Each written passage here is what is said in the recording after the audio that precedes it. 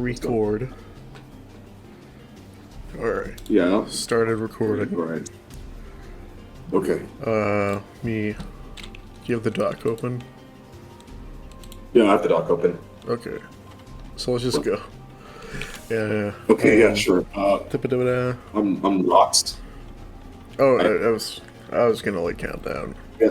Yeah, you start then, you start. Yeah. Okay. 5, 4, 3, 2, blah. Hey everybody, it's me, GM!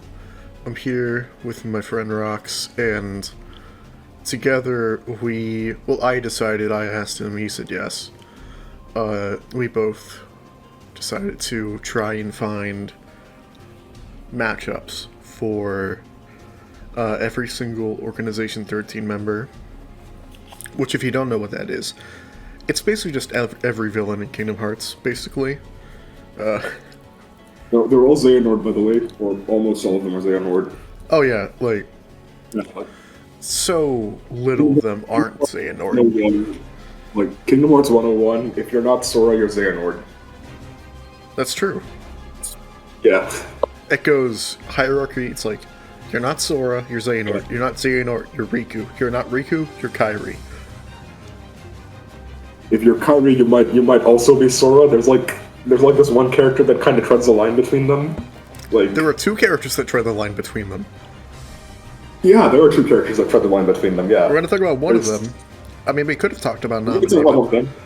I mean, what would we do for Naminé? She's not. What is a versus matchup for Naminé? She's not versus viable. Yeah, she doesn't fight. She draws.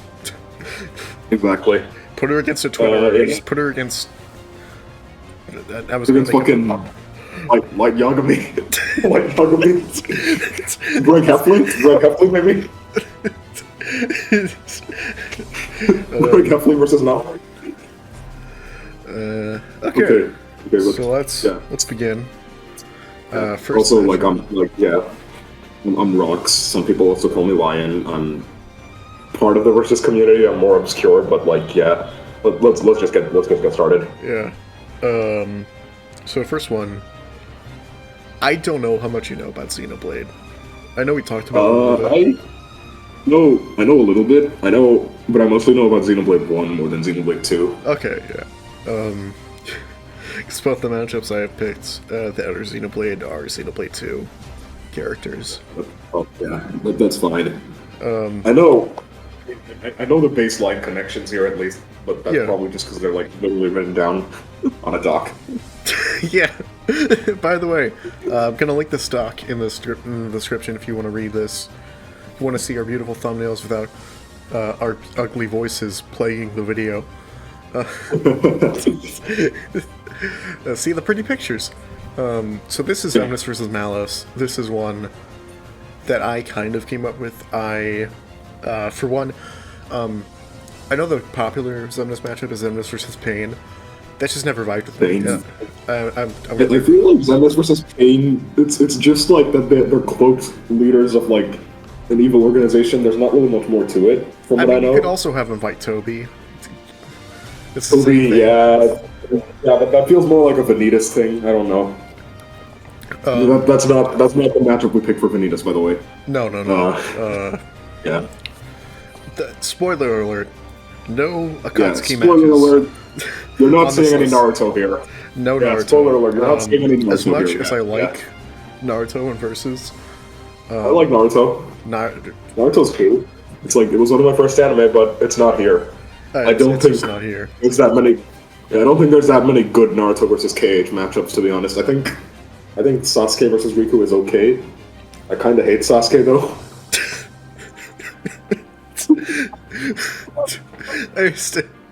Yeah, fair. But anyway, this is basically.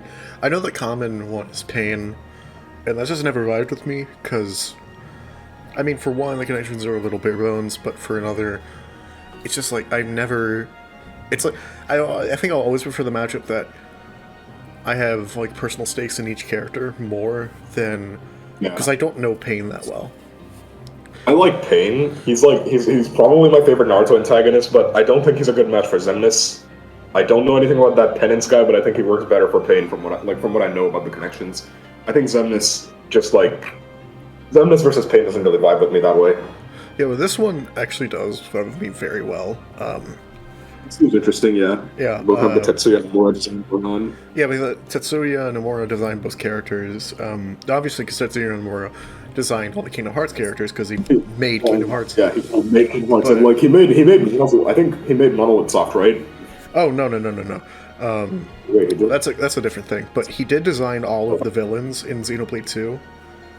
Which you'll notice because one of them is like straight up like it's straight up like Sephiroth. Shit, wait, yeah, I think I saw that one. Yeah, completely different character to Sephiroth, but just very similar design-wise. Especially in his like true form. But anyway, I think a funny thing. This is not Yuzora and Vanitas. Yeah. Anyway, yeah, let's actually get to the matchup once you're just talking. So the way I came up with this is through a lot of the ways I come up with some matchups is through memes, because both these characters say the word "indeed" very weirdly. It's indeed, and then Malice is like indeed. Right? It's very dumb. And so that was the borderline. I saw a comment on, because I just looking up Xenoblade 2 Malice Indeed, because of course you're going to do that. Of course you're going to do that. And I saw somebody saying like Xemnas Malos saying Indeed very funnily, and like the more I thought about it, the more like, oh my god, this is like a viable matchup, because there's more to it than that. There's definitely more to it.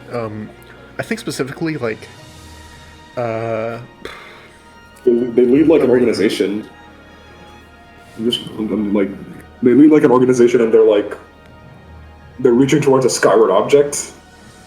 Yeah, that one's a little more iffy in terms of like the connecting thread, but I do like that like they have to like traverse something, which is I mean, for Xemnas, it's his own castle, so he doesn't really have to traverse it.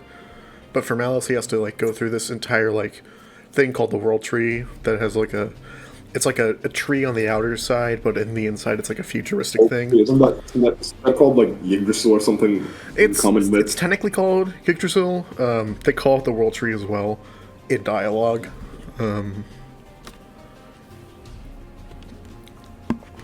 World Tree, Yggdrasil, whatever. Like the point is that he has to traverse it. Yeah, and they both wait at the top of each respective area for the player character in both games. And I mean also sequel villain. That's what I just made up, but it's true. Yeah, it's not even in the doc. No. And they both are slain at the hands of a younger wielder of a similar power. Because Xemnas doesn't use a Keyblade. He should be able to, but he doesn't. He should be able to, yeah. Basically, I'm saying this as he is a version of Xehanort. Because both Malos... Most people here are a version of Xehanort. Yeah, because Malos and... I say Numa in the doc, but Numa is Pyren Mithra. They're both Aegises, which... As a whole thing, I'm not trying to get into it being a whole thing, but basically it's just like similar powers to the protagonist, essentially. Yeah. I think more so, honestly, with Riku and Xemnas. Yeah, and Riku... I think Ansem has that connection with Riku more so, though. That's true. I mean, I just in terms of like they both use darkness. Yeah, fair. But I think Ansem embodies darkness way more than... Yeah, Xemnas is more focused on the nothingness. Yeah. Yeah. It's like Ryu, guys. He uses the power of nothingness. Yeah, the comfort character. The comfort character, Ryu from Fortnite. Ryu from Streets. Ryu from Streets is my comfort character. Let's move on. We have to throw that joke in somewhere. Of course. I didn't plan this. but the way the organization is laid out, I keep voice cracking, and I'm sorry. But the way the organization is laid out is, I organize the stock in the order of the organization. Number 1 is Xemnas. Number 2 is Xigbar, aka Luxu. Xigbar / Luxu, yeah.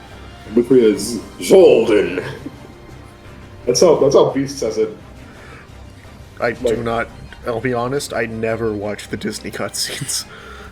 Oh damn! It's like Xaldin. Like he yells in this really funny way. I only watch like 2 cutscenes in KH2, and one of them is in Beast Castle, which is when Belle like side punches Xaldin. Belle fucking punches Xaldin, yeah. And the other is when the dude from Mulan punches Sora in the face. We have that cutscene. Yeah, the Disney cutscenes definitely aren't as good as like the main story stuff.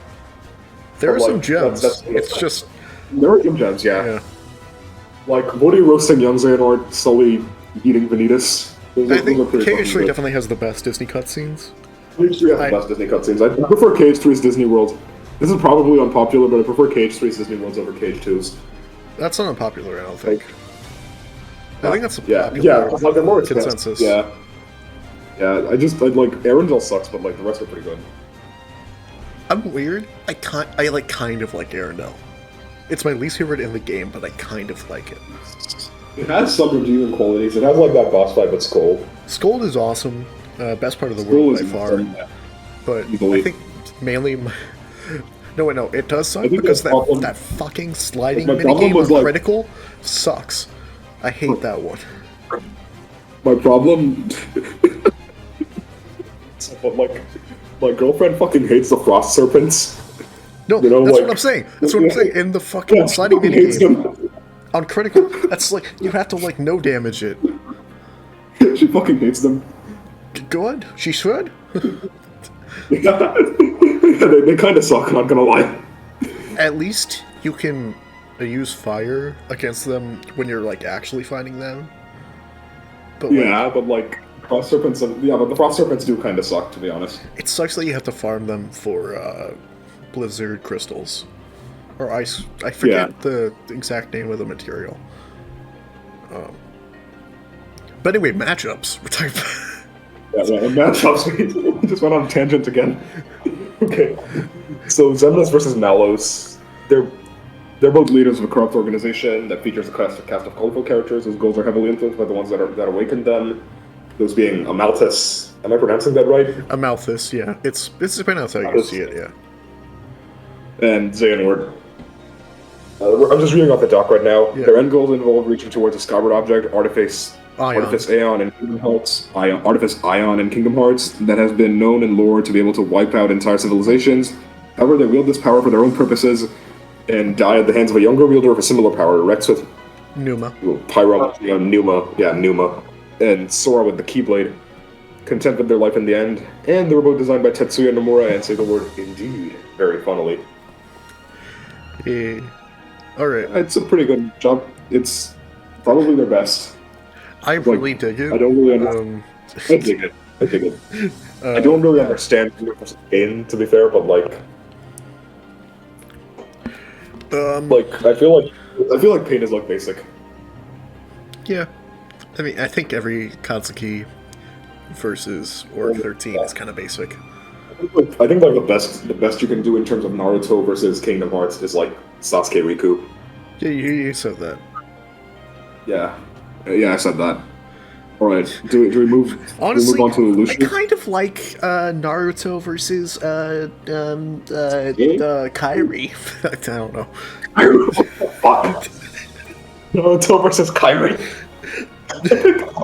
What I really hate about that is like what I really love about that is that I think you can make a case for Kairi scaling to Sora and the others, in which case she claps Naruto. Like, I don't think she fully scales, but she gets something. And I mean, just she like did defeat a Xehanort. Yeah, she defeated a Xehanort. But she defeated a Xehanort. She did defeat it. So she couldn't defeat really one Xehanort, but she could defeat one with help. Yeah. I don't know. I wouldn't really make a case for scaling fully to Sora and the others just yet, but Scale to she's strong. certain iterations of Sora.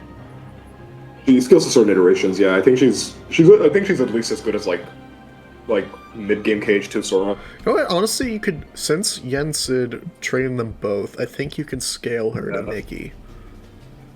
Mickey. Well, Mickey, I feel like is on a different league. He's no. You're right. Because it's a weird thing Mickey, like, with Axel and Kyrie is I have no idea how to scale.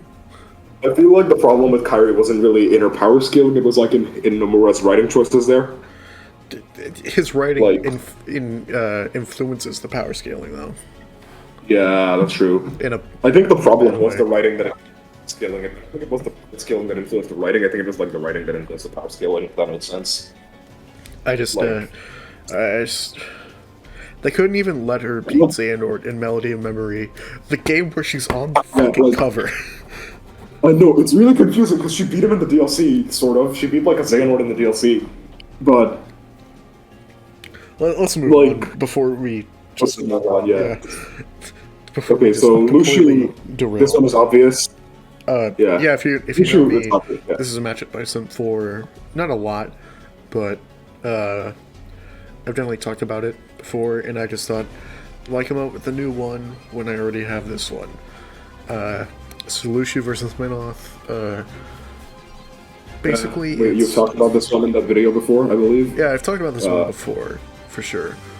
And the connections, I've said that before, but there are two people who fought in an ancient war, the Keyblade War and the Aegis War, that ended with the land they were fighting on being torn asunder, and afterwards adopted a mantle, break, to better adapt to society. They were also awakened/trained by the big bad of their games, the Master of Masters and Amalthus.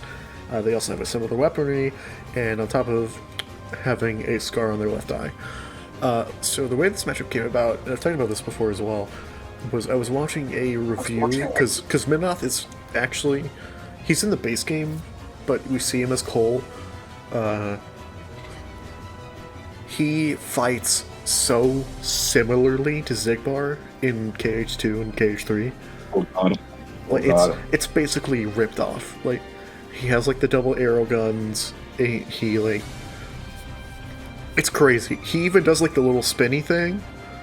At this point, he might as well just yell R for reload and just start attacking you. The best part, he has like a, I don't even know what kind of, I think it's just Australian. He has like an Australian accent, so him saying like R for reroll would be hilarious. Could we get Nemesis on this video just to do that? Well, Nemesis is from Russia. Wait, what? No, he's not. I thought he was Australian. R/Australian.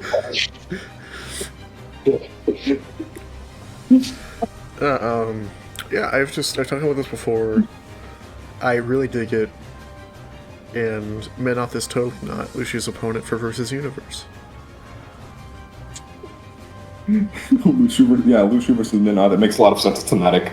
Like I saw the video where you talked about it before. Yeah. It's a good matchup. I didn't. Okay, I was wondering if I did flip them in the thumbnail. I didn't, which thank God, because that gets rid of one of the connections. Wait, what would happen if you flipped them? It's because they both have a scar on their left eye. It's just yeah.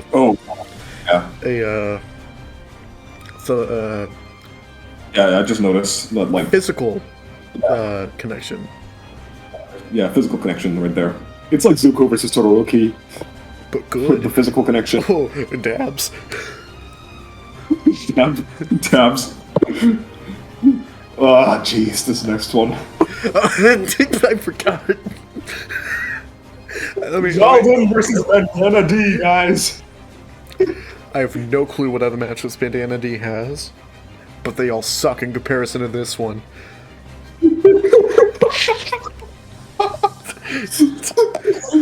Xaldin versus Bandana D, motherfucker. I will say this is the closest we got to a joke. The rest of them are all pretty serious. Yeah. This one is just fully a joke. I did suggest another one. Which one was it? I did suggest another one. Sid, Final Fantasy VII. But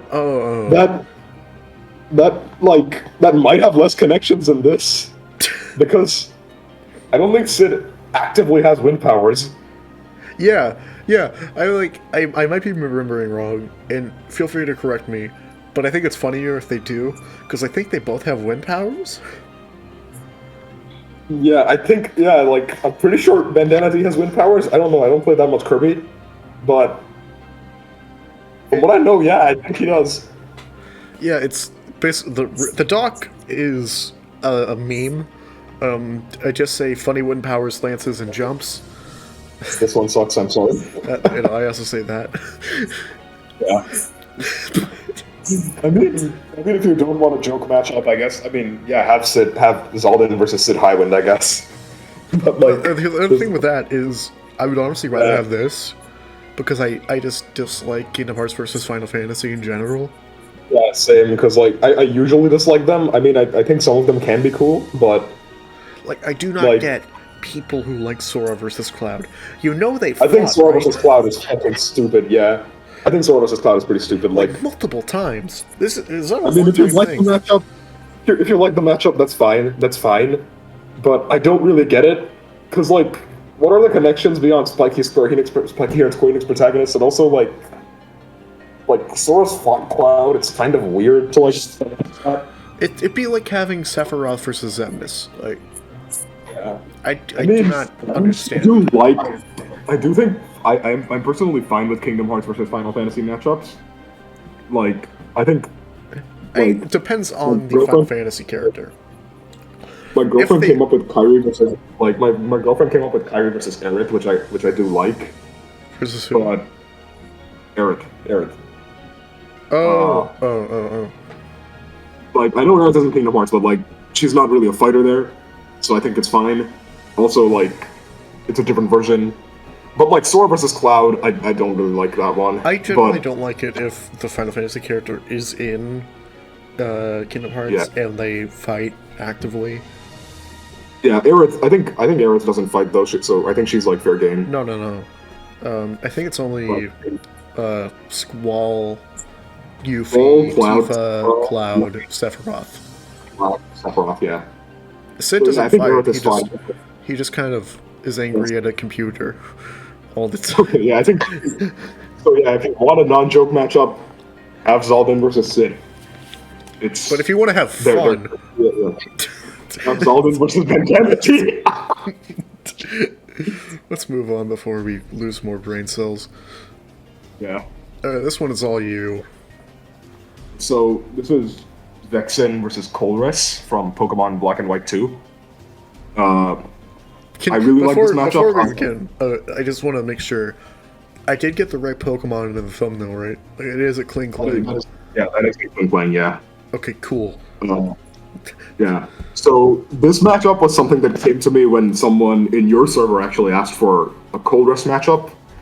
Or it might have been Vexen, I don't remember, but I said Vexen versus Colress, and they were like, "Oh, that sounds pog." So I thought about it, and I was like, "Oh wow, this actually does have a lot of connections." So they're both scientists who work under an organization that's led by a manipulative leader.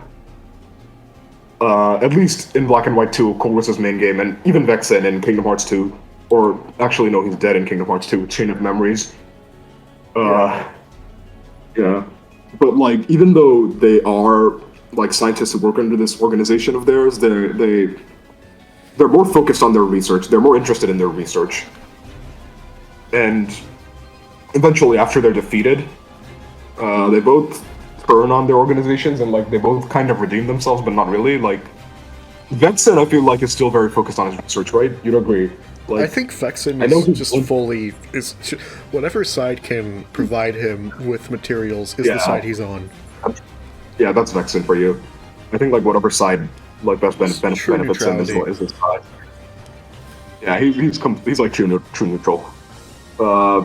So yeah, Vexen, Colress, both of them are very focused on their research. They probably care more about their. I haven't played Black and White 2 in a while, so anyone in the comments or whatever, just feel free to correct me if I'm wrong. But like, from what I remember, Colress also focuses a lot on his research, and eventually both of them just, like, after they're defeated, both of them just leave their teams. Of course, Team Plasma was disbanded, and Organization XIII, I mean, Vexen did join the true organization, but, like, he left.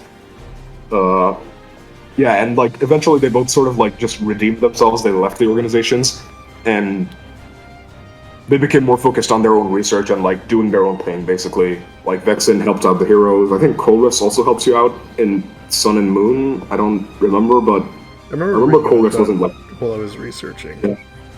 I don't think... Colress isn't a bad guy, though, like, in Sun and Moon. No. So, yeah. Also, Colress has a fucking fire battle team. And so, and, like, all the organization boss teams are fucking fire. But he's a steel type trainer! I'm sorry. He's a steel type trainer, so he beats Vexen because Vexen uses ice. Oh my god. Holy shit. Oh my god. I still don't know, like, I still think ice sucks as a typing, but, like, we're not here to talk about Pokemon logic. Thank god we're not. So both of them, yeah. So both of them, like, also both of them rely on, like, others to fight, so Vexen tends to, like, hide behind his shield and use the replicas he made of, like, he made out of your data, like, yeah. Like the Dark Soras. Yeah. Colress, like, he... Well, even in the greater story of Chain of Memories, he sends out Riku replica. Yeah, he sends out Riku replica. He also made Xion, but, like, he doesn't really use Xion in the same way. No. I was talking just specifically in the context of Chain of Memories. Yeah, in the Chain of Memories, yeah. Riku replica, he sends out Riku replica. He makes replicas of you. So, yeah, in the fight. Colress, I mean, he's a Pokemon trainer. Of course he relies on others to fight. Like, he relies on his Pokemon to fight. Like, yeah, what did you expect? Like, what did you expect him to use? Digimon? Anyways. It's a very dumb joke, but yeah. Yeah. I know it was a dumb joke. Yeah, but let's move on. Okay. Yeah. Alright, this one's me. I came up with this, and it's gonna make some people mad, because I know this character has a more widely accepted matchup that just never really vibed with me, similar to Xemnas versus Pain. This one's Lexaeus versus Nappa. Lexaeus is, I think, one of the harder ones we tried to find a matchup for. Yeah. Like, Lexaeus and Xaldin were, like, the ones that gave us the most trouble. Yeah. Mainly because they are both... It's funny, both the guards in Radiant Garden gave us the most trouble. Just realized that. But they're both pretty much blank slates in terms of their characteristics. Like, Xaldin is... His personality is nothing. I guess angry. And, same with Lexaeus. He's just kind of a meathead. Yeah. But I think pairing him with somebody else... Because the thing with Lexaeus, if you don't know... in which case the tangent where we talked about Arendelle is going to be really confusing. Is he's like a DBZ character, essentially. Like, it's like you're fighting a DBZ character that just so happens to have a weapon called an axe sword, because why not? And also he can manipulate the earth. Wait. So what's this other matchup that people like to talk about? So the other matchup is for Nappa is Jasper from Steven Universe, and Jasper. Yeah, generally I dislike that because, well, I don't like DBZ versus Steven Universe in general. I think I've seen Gohan versus Steven, and I'm like, yeah, why? I get it, but whatever. I get it, but like, I don't really like it. Yeah. But Nappa is a character I think people want to see, mainly because of TFS. But in reality, he's kind of just a nothing character that just kind of exists to hype up Vegeta as the big bad. It's like Vegeta's sidekick, yeah. And I think Lexaeus fills a similar role in Chain of Memories, where he's just kind of there to be killed. Quite honestly. Yeah. But yeah, I'll read through the connections now that I have written prior to recording. Like a video. This is two people obsessed with their personal power levels who rely on their brute strength and unique weapons, the Cybermen and the Axel, to defeat their foes. They also were used as pawns in the main villains of their sagas, Vegeta and Xemnas, who are ultimately found out to be subordinates to a greater power, which are Frieza and Xehanort. Yeah, so... Yeah, power levels, it's basic. They're both, like, meatheads who use power levels. They use brute strength, unique weapons, and, like, yeah, they're... I mean, Lexaeus, Nappa, they're both kind of nothing characters. Like, in Kingdom Hearts 3, Alias got shafted so hard. Doesn't talk. Yeah. Like, me and my brother have this joke where, like, we like to call Lexaeus and Xaldin, like, just, like, guards. Because that's what they are. They're literally just like those guards. Like, the security guards. That's literally all they do. It's like Nomura had to figure out their backstory, and he was like, they're guards at Radiant Garden, and that's it. Yeah, they're both kind of nothing characters, so there's not really much to say here about Alias or Villain. Like Marluxia, who has a whole game out of his backstory. Marluxia, I really like Marluxia now. I think Marluxia is one of my favorite Kingdom Hearts characters now. I still haven't beaten Chain of Memories, so I need to. But man, it's fine. Neither have I, to be honest.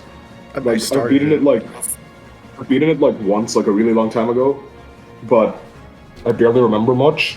The most obscure thing I know about Chain of Memories. Yeah, the most obscure thing I know about Chain of Memories is in the Japanese version. Spoilers. When Axel kills Axel, Sora's like, what the hell? Yeah, no, Sora goes like, who the hell are you people? Yeah. So like, I've beaten Chain of Memories a few times, but like, it was quite a while ago because like, I was doing some full series replays, but like, I just skipped over Chain of Memories a few times just because like.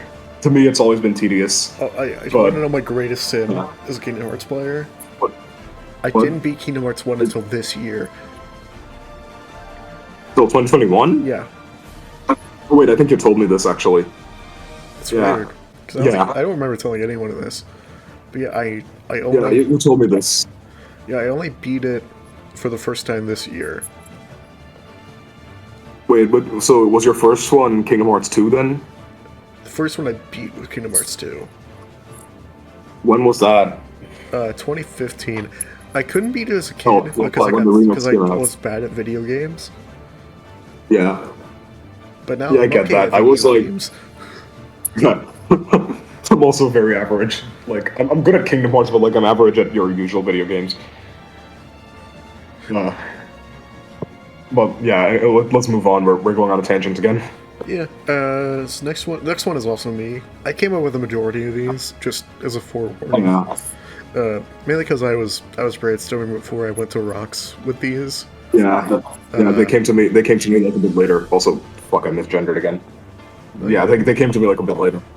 No, I said he by accident, like before I corrected myself. It's okay.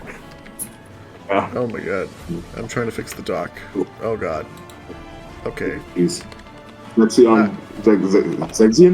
Zexion versus versus Lana. Yeah. So the thing with this one is I envisioned it as it's like a 3-way battle royale. Because like one of my favorite things to do now is to like find 3 characters that are like interchangeably put against each other and just put them in a battle royale. It's like the Superman Homelander. Yeah. That one I'm not as fond of now because I have more experience with Invincible. I still need to see Invincible, but like I'm definitely gonna watch it. Well, I think my preferred for Omni-Man now is actually Rose Quartz, which I know is the unpopular opinion. But there's a very specific reason that is a huge spoiler for Invincible that I cannot say until they cover it in the show. Yeah. But it's, and trust me, if there's like a weird, really cool connection between those two. Yeah, I know a lot about Invincible. I know a lot about Invincible, but like I haven't seen the show yet in particular. But I'm gonna watch it. If you've seen Invincible versus Gohan, you will know. I've seen Invincible versus Gohan. Yeah, I know a lot. I know a lot about Invincible. I just like, yeah, I know a lot about Invincible, but that's mainly from like knowing about the comics. Well, the connection I have is from the comics. Yeah. But like, let's not get into that. We're talking about V versus V here, yeah. So, yeah. Essentially, the thing with all these is they are all book-reading, incomplete beings who are all mages. And I explain the ways they are incomplete. V and Lana are essentially like two halves of one whole. Yeah. Lana and Sia, and V and Urizen. Yeah, V and Urizen, those two are both halves. They both become Virgil. Yeah. Lana and Sia, also, they were like the Time Mage, I think it was called. Like something like that. I haven't played Hyrule Warriors in so long. I think since launch, since 2014, I have not played that game. I played Age of Calamity, but like I haven't played like the old one at all recently because I just like Age of Calamity. You should definitely like give it a spin. It's really fucking good. It's fun. Oh, I should check my bank account to see if I can afford it. Okay, fair enough. Yeah. Why'd I actually get on my phone like I'm going to check? Why did I do that? I mean, don't worry. Once like you'll probably have something once don't you have some commissions you're working on right now? I actually, do, but I'm saving money because I'm commissioning an artist for a piece of art for a super special secret project that is not versus related. Oh, okay. Yeah, I've also got something in mind, but like I'll tell you that once your backlog is more cleared up. Yeah. Well, I have 3 now that I need to work on. But yeah, I know the one that my girlfriend commissioned. That one's gonna give me trouble, but just because it's I also like obscure characters. I also know the one that like you. I also know the one that like you told me you're working on. Yeah, that one's gonna be the last one on the backlog. The one I was going to. Okay, I'll tell you. Stop talking business. Yeah. We should talk about that. We will save that for DM. You clicked on the video for goddamn matchups. You're going to get goddamn matchups. Yeah. So the reason that these two are like pitted against each other is, well, I said the reason why. I'm just trying to stall for time so my brain can process what I want to say. The way this came about was somebody asked, it wasn't on my server, I think it was the same guy actually. Same guy asked for like matchups, characters he needs matchups for, and Zexion was on the list, and I was like, why don't you do V from DMC? And I always kind of stuck with that, but then people started putting V against Lana, and I also liked it like the same amount. So it was like the same thing with Kurapika versus Scar and Kurapika versus Scorpion, which is like, I like these both like the same amount, but I don't want to have to choose between them. I ended up choosing Kurapika versus Scar in the end for that one. But for this one, I think both of these are quality.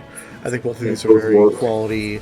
And since, I mean, it's not included, but also V versus Lana makes a lot of sense as well. Obviously, this is just for Kingdom Hearts characters, so we're just... Also, like,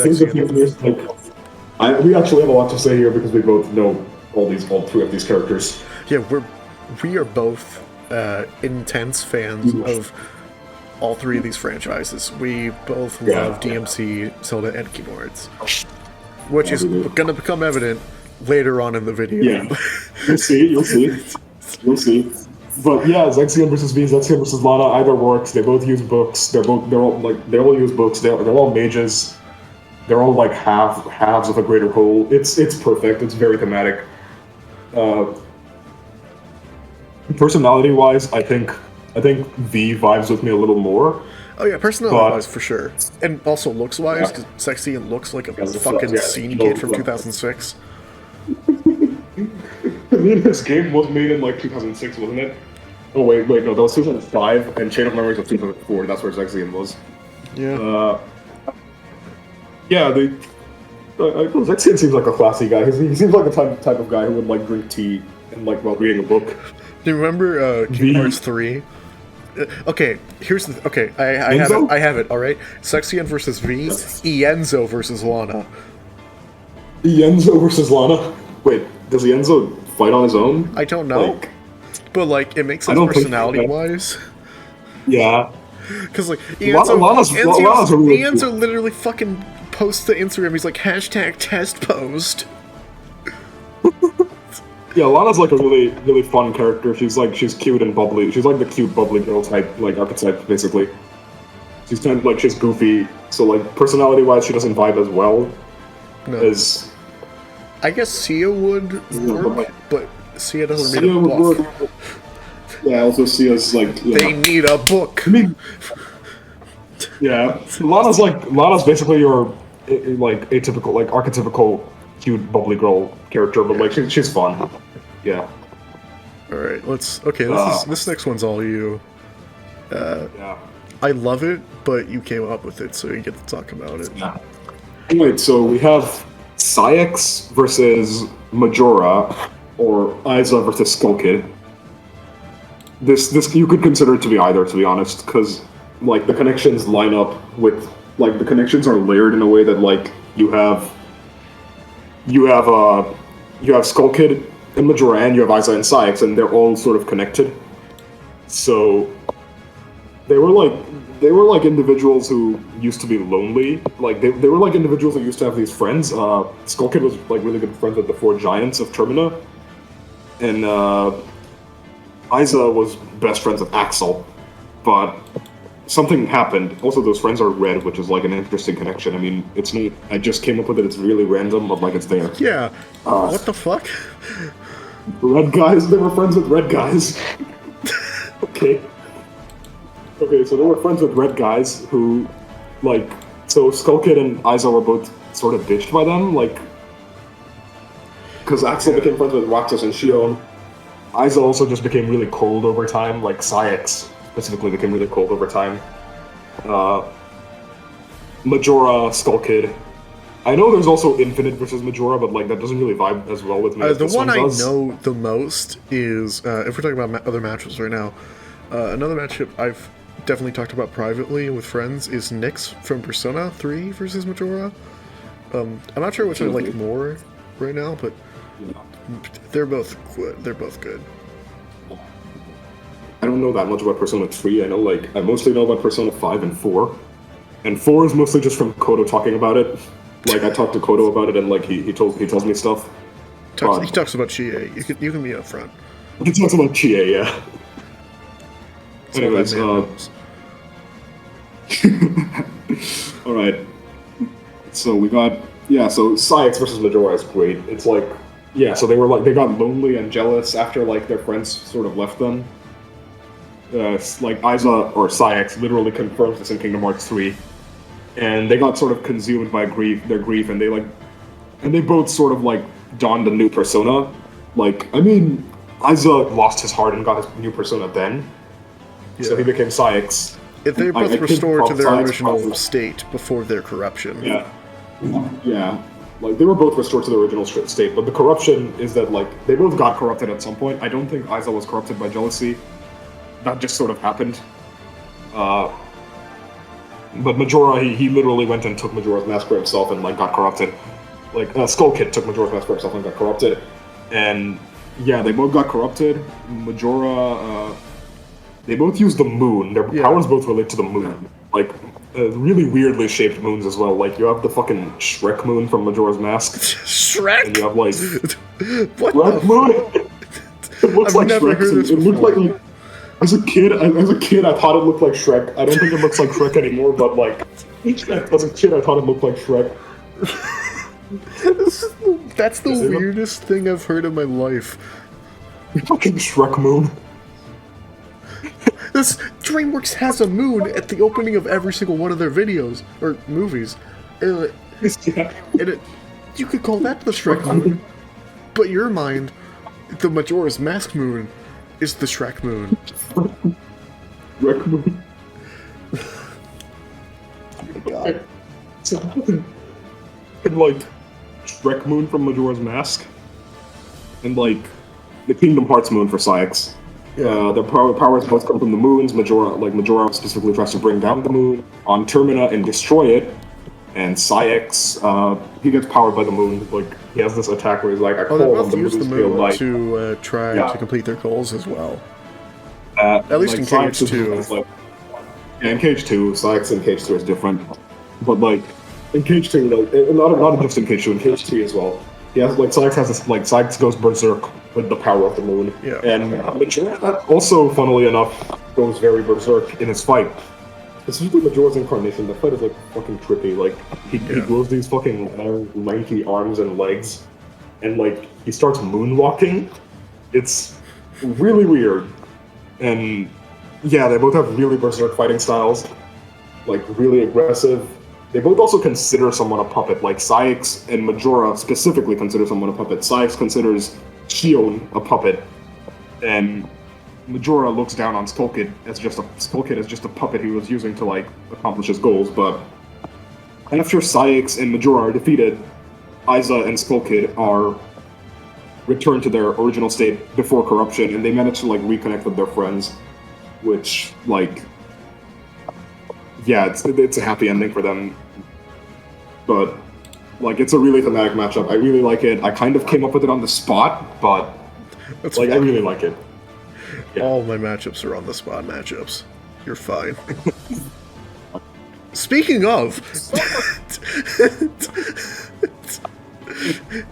time for, like, probably the fan favorite. I don't know if it's him or Roxas, but, like, Axel and Roxas are, like, it's literally like he literally has a line in Cage that's like, "You kidding me? I got loads of people rooting for me. You know how popular I am? No one acts as Axel. No one acts as Axel. Got it memorized." Axel's a fucking Chad, man. I love him. Shame he's voiced by a bad. Yeah, this is a tangent, like, but that was really sad. I was actually really sad to find out about that. This is a tangent, but are you familiar with No More Heroes or not? I know a little bit about No More Heroes. I know, like, I really like listening to Philistine, I guess. Oh, Philistine is great. Philistine is fucking great, yeah. Bop. But there's a character that Quentin Flynn plays in No More Heroes, and when the official VAs were revealed for No More Heroes 3, he got recast. Well, I mean, yeah, after that fiasco. Rip Raiden as well. Rip Raiden as well, actually. I don't think Konami has any plans for Raiden. Konami has no plans for Raiden. Konami, more like, I mean, you can literally just, like, you could literally call them Cash Money and no one would bat an eye at you anymore. Cash Money sounds cool. I'm gonna call them Cucknami. Konami? Yeah, Cucknami. Well, I said Cucknami. Cucknami. Now that I'm saying it out loud, just sounds like I want Nami from One Piece to cuck me. Wait, Cucknami? That implies you want to cuck Nami from One Piece, but like... Yeah, I can you cuck a woman? You cuck a woman? Anyway... I think you can, but like I think you can, like, if you wanted to like be her boyfriend. I don't know if she has a boyfriend. I don't really do One Piece. I don't want to be Nami's boyfriend. I don't want to be anybody's boyfriend I want to be Zoro's boyfriend. Zoro? That's it. That's the only. I mean, yeah, you definitely don't want to be Luffy's boyfriend. Fucking Luffy, like no. He probably doesn't even understand. I feel like Luffy gives me major asexual vibes. Yeah, same, honestly. This is a tangent, but like he literally, like, you know, I forget her name, and I don't know how, but there's a character whose literal superpower in One Piece is for people to find her attractive, and they go like brain dead, and it just doesn't work on Luffy. Like Boa Hancock or what? Yeah, Boa Hancock. Yeah.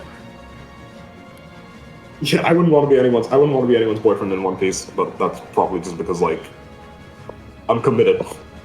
Well, I'm not taking ladies. Wait a second, I thought you. You know what? Never mind. Let's not get into. So this one is one I came up with before I even approached Rox. It's one of the few ones I came up with before I approached you. And this is one, I'm assuming you have no idea about the character I pitted against, the Kingdom Hearts character.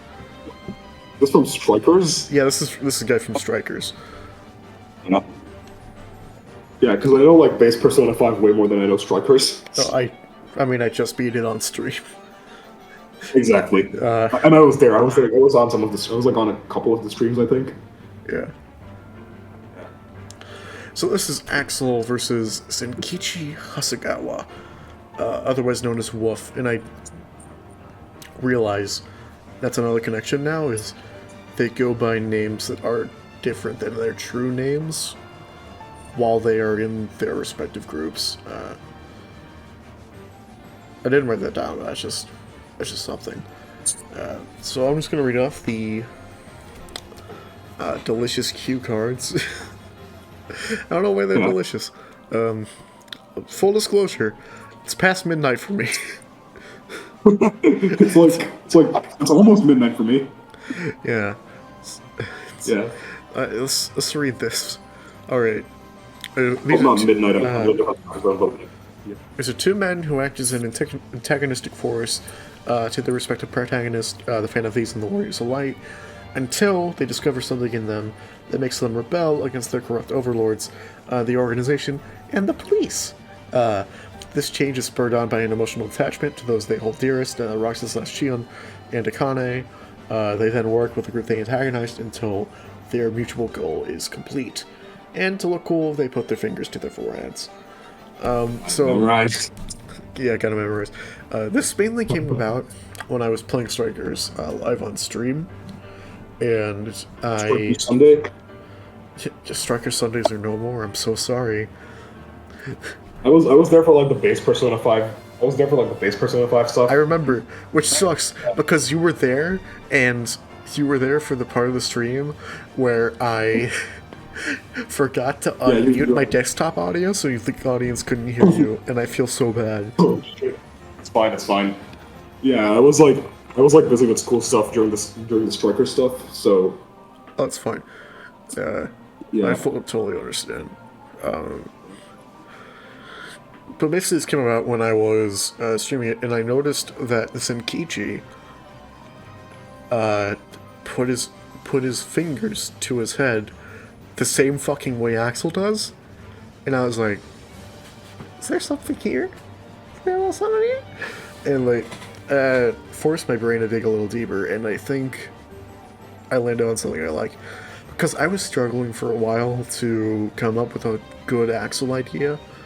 I talked to you about Axel versus Kakashi, and that. Yeah, you did. It's cool. It's cool, but like, Kingdom Hearts versus Naruto. It's more of a DBX type idea. Like, it's more like something that you just want to see. It's not like it's not as deep as this one is, basically. No. It's just something that'd be cool to see because like their personalities bounce off each other and stuff. And I don't know why, but this is kind of a tangent, but it's related to one of the characters. For some reason, I have Kingdom Hearts 3's Axel's battle quotes ingrained into my mind, where he just goes like, "Stop it! Stop! Just stop!" So one of my favorite moments in Kingdom Hearts 3 was like Aizo was like going berserk and he was like, "I call on the moon's pale light," and then Axel just runs up to him and he's like, "Stop it! Just stop!" And he's like attacking Aizo. Saix. And like it's just not doing anything because Saix I think is invincible when he's activating. Yeah. When he's activating berserk. Yeah. So like it was really funny just watching Axel just attacking him and doing nothing. It's still dumb. And then of course the great Isa, time to wake up.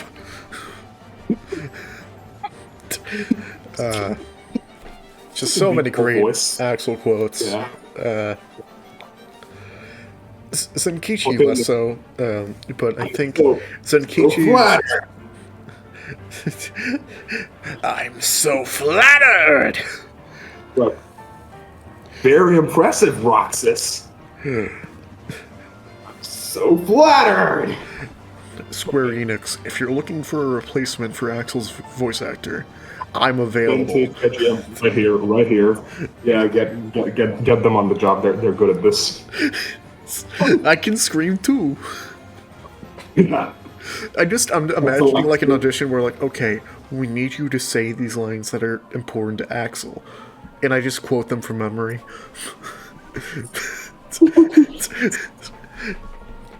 Like I have the cutscene before the actual Roxas fight ingrained in my mind, where he's like, "Simply amazing, Roxas." Axel. Simply amazing, Roxas. Oh, you really do remember this time. I'm so flattered. Wow. Too late. But you're too late. And then dual blades, and then he goes like 2, and then he raises up the fire, and then the battle starts. Oh. It's still one of my favorite boss fights in Kingdom Hearts. I know it's easy as fuck, but like Data Axel takes the fun out of it. Data Axel is shit. I hate that fight. I don't hate it. I wish the lava floor didn't do constant damage to you. Exactly. That's real. Like that's why I hate it. It's really annoying to me. It's like I can't remember. I don't think I hate a single Data fight. Yeah, like the thing with lava floors is I really don't like them. Like you know how in some Smash Spirit battles there's like the fucking lava floor well, rules. In Smash you can equip spirits to that's true. Yeah, that's true. And I mean you can manipulate Axel's AI into getting rid of the floor pretty easily. Yeah. Like it's honestly very easy to manipulate Axel's AI. Because all you need to do is push him against a wall. Also, just checking, you have like the computer audio on this time, right? Oh, for sure. Yeah. Okay. All right. Wouldn't that be something if we recorded an hour of this and just wait a minute? Imagine. It's like we'd have to go do it again. Okay. Again. Yeah. So this is just a fight that vibes me a lot. I love both characters now. Now that I fully play through Strikers. Just by looking at Zenkichi's face, I feel like he has a very similar personality to Axel. He's kind of like this. It's similar in the same way that like nobody takes him seriously, even though he thinks he's a complete and total badass. Well, he doesn't. He doesn't really think that. He's just kind of. He's more. He's the adult in the room. Much like Axel is. Yeah, Axel. I mean, Axel eventually got Aqua and Terra there as like the adults in the room, I guess. Well, in terms of like Roxas Xion. Yeah. Talking specifically like the Sea Salt trio. He's the adult in the room. Yeah. So yeah, this is a pretty based matchup. Like I'm just from seeing Zenkichi, I feel like they have a similar vibe. Like the connections sound great. I like this. Okay, do we go on to Demyx? Yeah. Demyx time. Demyx time. The biggest Chad in Kingdom Hearts. Demyx. I can be very intimidating when I want to be, which is a bit of me. Never. Silence, traitor. It's not scary. It's not scary. So yeah, here we have the Master of Masters. I mean, Demyx. Shut up. Demyx, the world's best boss fight. If you don't know how to press square, versus Akira Otoishi. I hope I said that right. From JoJo's. Yeah, JoJo's Part 4. I like this fight. Like, it's very simple. It's just basically two people who use opposing opposing elements in lightning and water. Considered lesser foes. They're not like the true antagonist of their arcs. And they use forces other than themselves to do most of their fighting. For Demyx, it can be the clones, or it can be like his little water clones, For Akira, it's his stand because he's a JoJo's character, and they also play a stringed instrument. Yeah, they're also like a lot weaker than like the main antagonist. Yeah. Like, yeah. I mean, if Demyx isn't the master of masters, but he probably isn't. It's a funny meme though. I fully think I fully think Master of Masters is not going to be a character that we know. Yeah, I think it's probably not a character we know. I mean, if it is, it's probably like something related to Sora again. But like, moving on. Yeah, I like these two. I like the match. Like, Akira's like one of the more underutilized JoJo characters because obviously he's like a more minor antagonist. Demyx is also one of the more underutilized Kingdom Hearts characters. Come on, kick to the beat. Dance, water, dance. Have to put that joke in somewhere. Have to put that joke in somewhere. It's not even a joke. It's just a line he says. You have to put that in somewhere. Like, you can't have Demyx in a video and not mention dance, water, dance. You can. I was hoping to do that. You ruined it, and I'm leaving. No.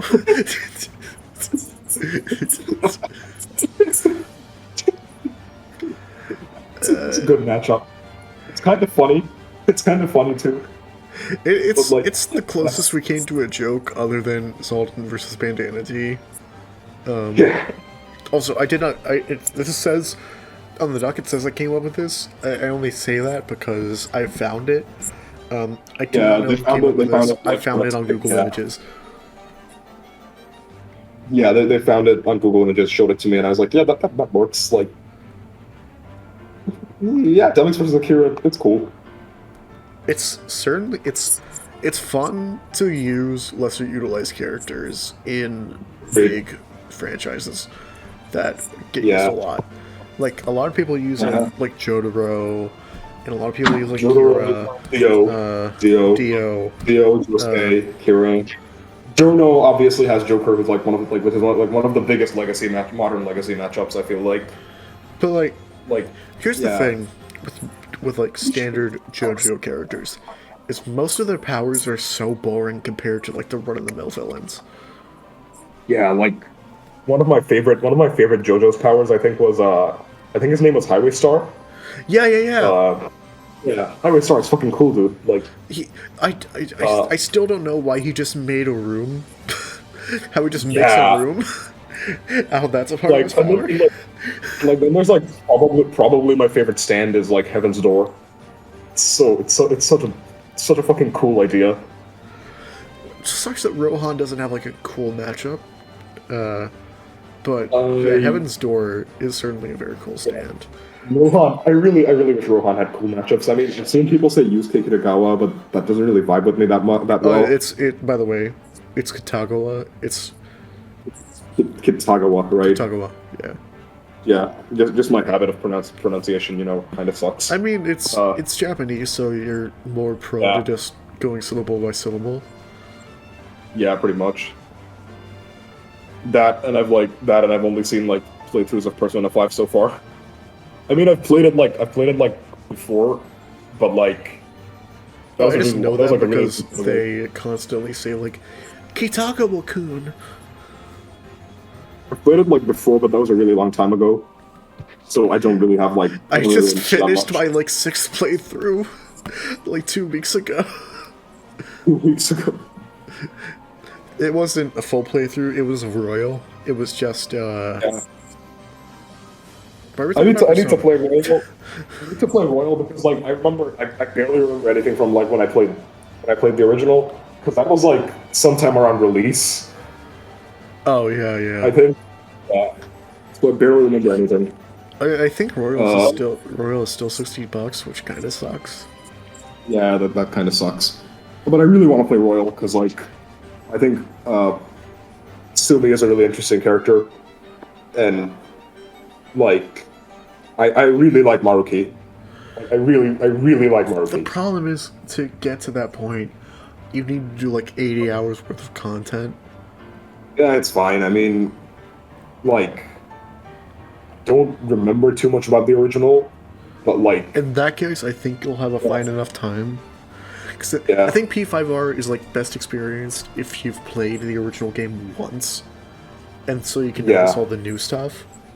But there's enough time in between those playthroughs where it's not like stale.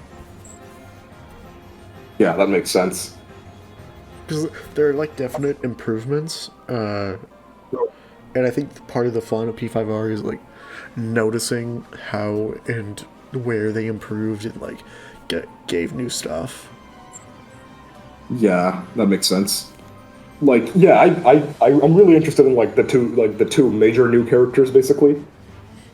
Because like there is technically a third other character that gets introduced, but he's only in Mementos. Oh, yeah, I don't think I've heard of this third character yet. I know Sumi and Naruki. I don't know about the other one. Those are like actual characters. The character in Mementos is like basically sequel bait. Like, so basically, but like Striker is like the original continuity, right? Not Royal. Technically, it can work with either. They just don't mention Maruki or Kasumi. I mean, they don't need to. It's pretty. Yeah. It's pretty obvious from P5R that like they said goodbye to Sumi by the end of it because she's an Olympic athlete and she needs to train for the Olympics. Okay. Yeah. So like it could fit in, right? It could fit in either or. Yeah. But yeah, I don't remember too much about the original. It was like a long time ago, so like I'll give it another shot, like with Royal eventually. One of my favorite things though is there's a YouTube channel where they like headcanon and do like funny edits for each Persona game. Each Persona game. And for Strikers, they have like Sumi and Akechi just in the group chat, but the group just constantly ignores them and just does Strikers as normal.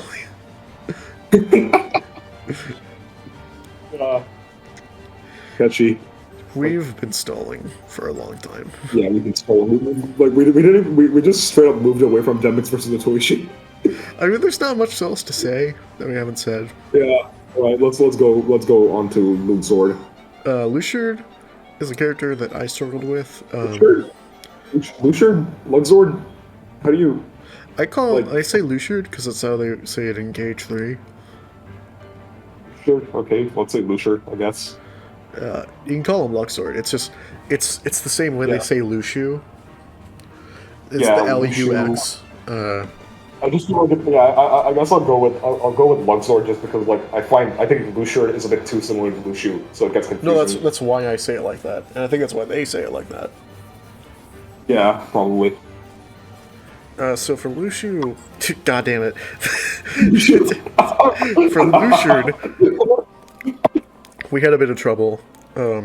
Yeah, we were like at first we were like Yu-Gi-Oh, I think, right?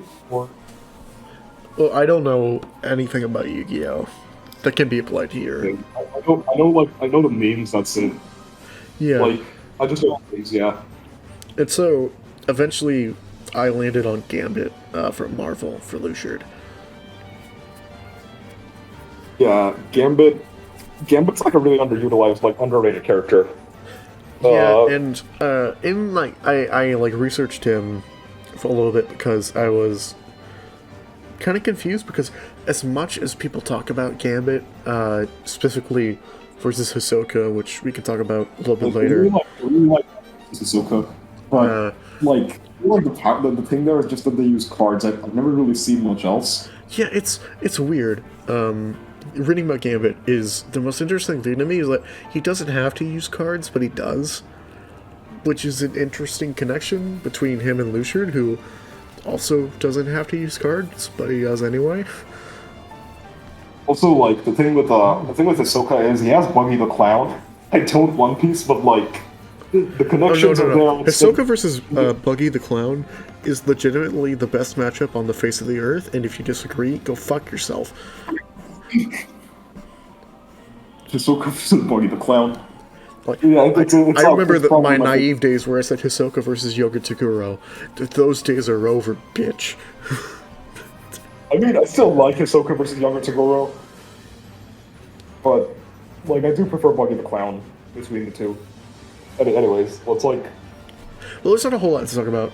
The main connection is they use cards, but they don't have to because of their power set.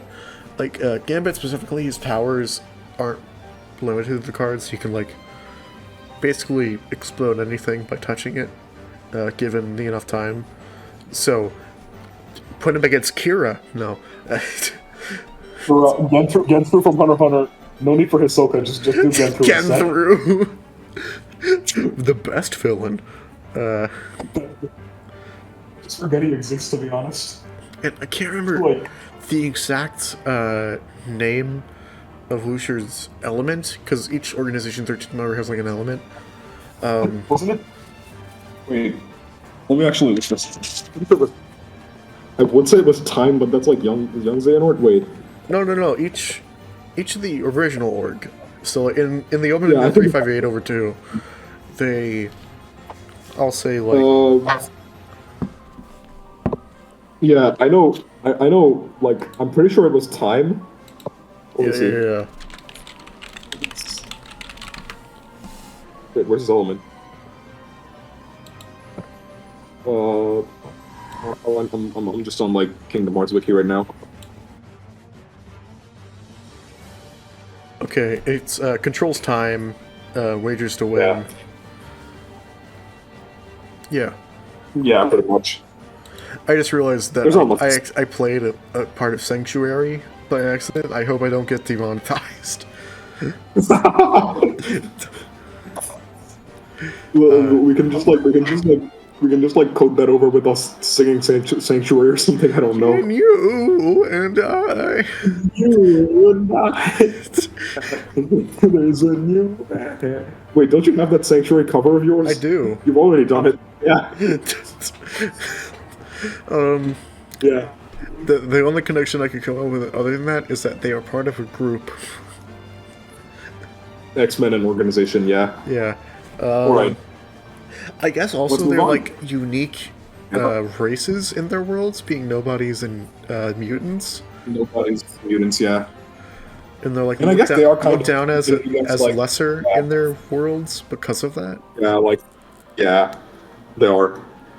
I'm not sure because I don't think there's like a nobody that interacts with another person who's like, ugh, nobody. It's mainly the nobodies themselves are like, we really shouldn't exist, guys. I also think it's Ansem the Wise. He's kind of a racist prick. Let's be honest. Yeah, like Tiz. Yeah. Fucking. Tiz watches Ben Shapiro. Are you kidding me? Fuck Diz. I don't like Diz. I don't like Diz. Diz nuts. Am I right, fellas? Diz nuts. 2 killer jokes back to back. How will I stop? That's it. I mean, at least he has Christopher Lee's voice acting, which is pretty dope. Anyways. Wait, Christopher Reeves? Christopher Lee. Rest in peace. Yeah. Yeah. Alright. Rest in peace. It's your turn. So, here we have one of my favorite video games of all time, other than, like, the Kingdom Hearts games themselves. Kingdom Hearts, yes. So we have Marluxia versus Magus, I don't know. They never say it. Chrono Trigger does not have voice acting.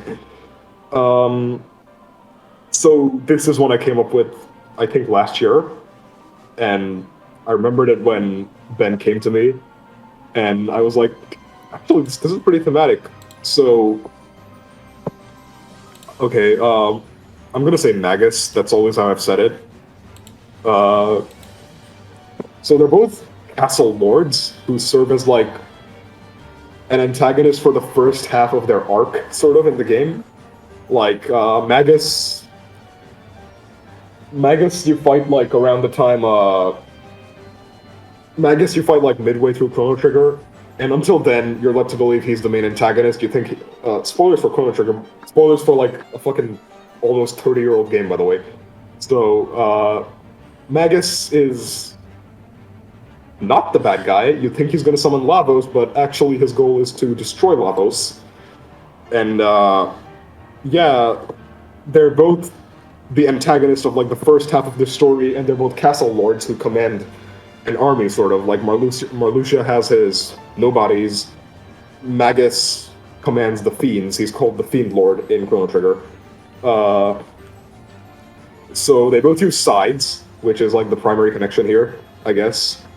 They both use sides for battle. They're both like they're both kind of cock arrogant shitheads, aren't they? Like Marluxia and State of Memories was kind of. I would not. Yeah, like I know, like Magus is kind of an arrogant shithead, but like Marluxia,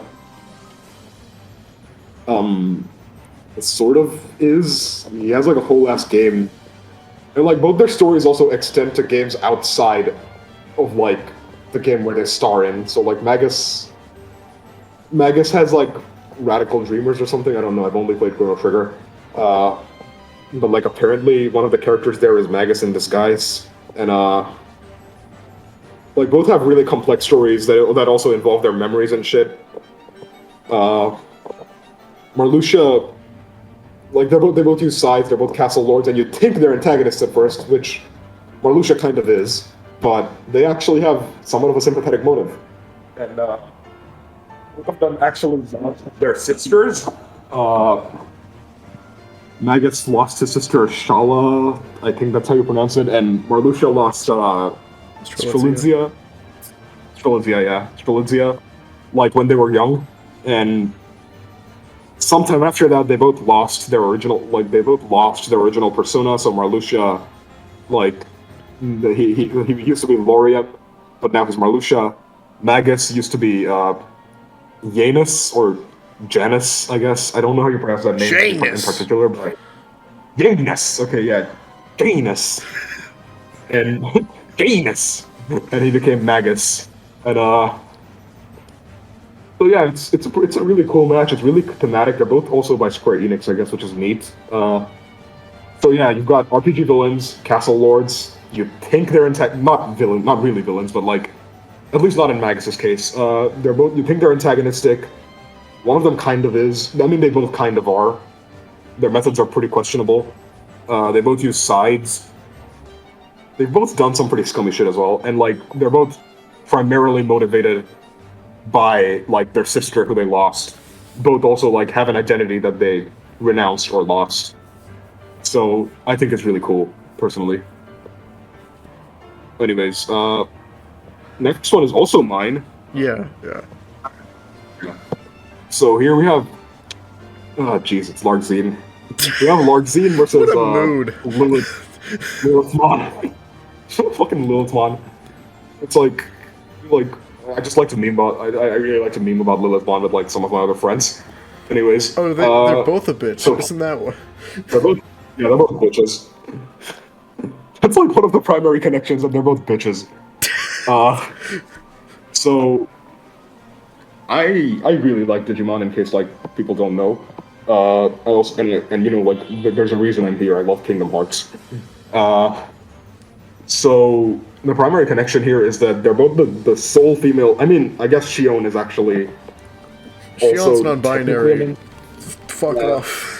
I personally consider Xion trans. Not gonna lie. The dab on them. Kingdom Hearts said trans rights. It really did, but we're making it. Yeah. Yeah, we are. I mean, Xion kind of is, like, she kind of falls into that category of being trans, I feel like. It's a nice allegory for trans people, but I don't... Yeah. It's nice. I mean, yeah. It's similar to a lot of other stuff. Yeah. It's like, it's transcoded.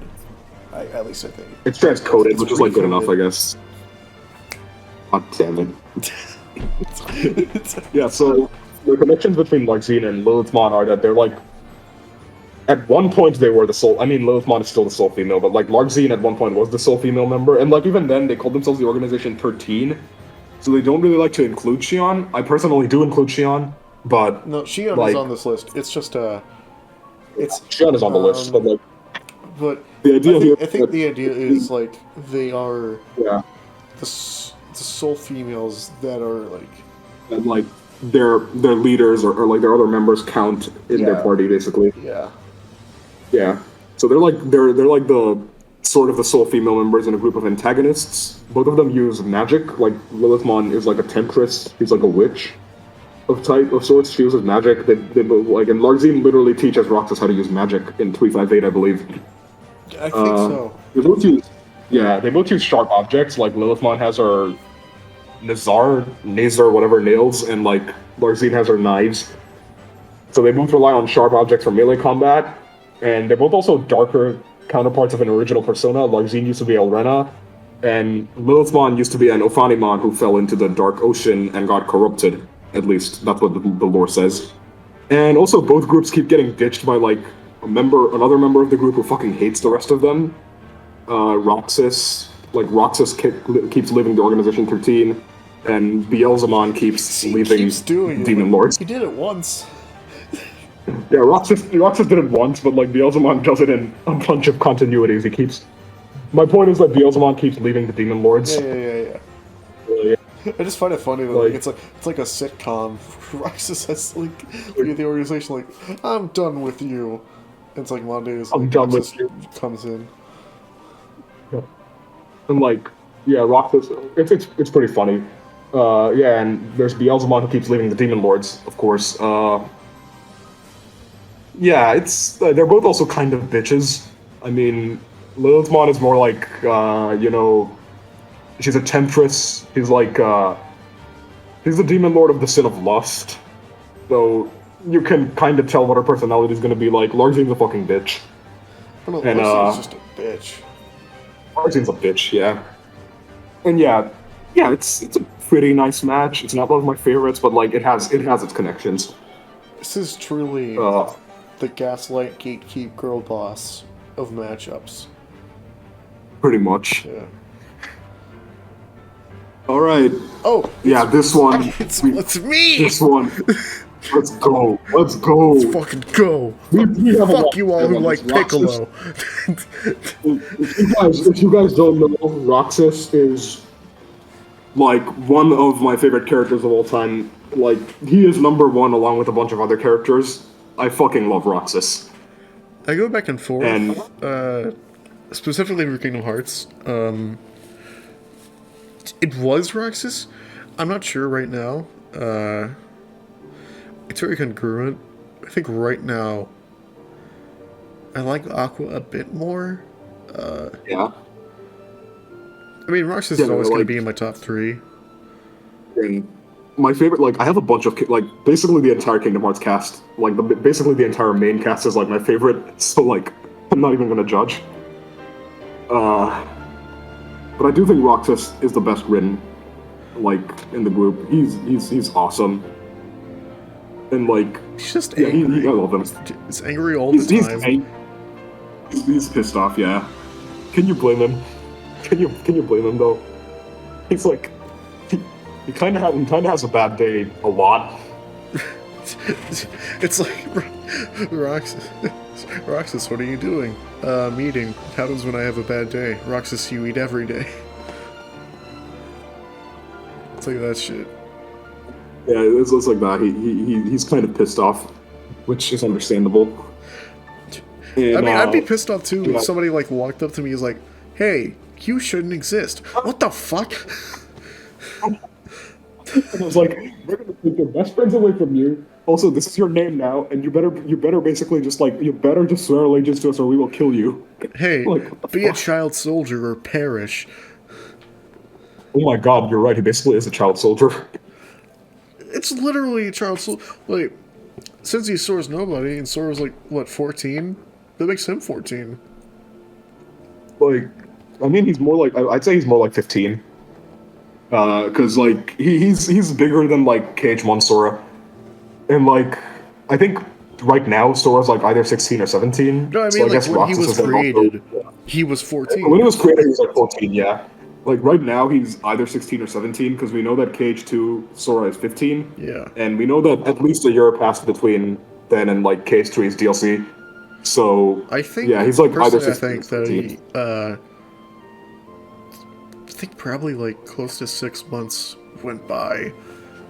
And there's like a 6-month period where DDD and KH3 happened, then there's a year gap. Yeah. So he's nearing 17 at least. Yeah. Yeah. We're talking about the character and not the matchup. Roxas versus Dark Pit. Very, very popular match. It's surprisingly, I've seen people be contentious about this, and I've laid out the I've seen a lot of people talk about Dark Pit versus Vanitas instead. I know a lot of people like Vanitas more as the matchup. I'm fine with either. But I'm fine with either. Like, we have their personalities here. We'll get into that. But this one just speaks to me more. I mean, I do have a personal connection with it because this was the matchup that I made a score for. One of your first scores, right?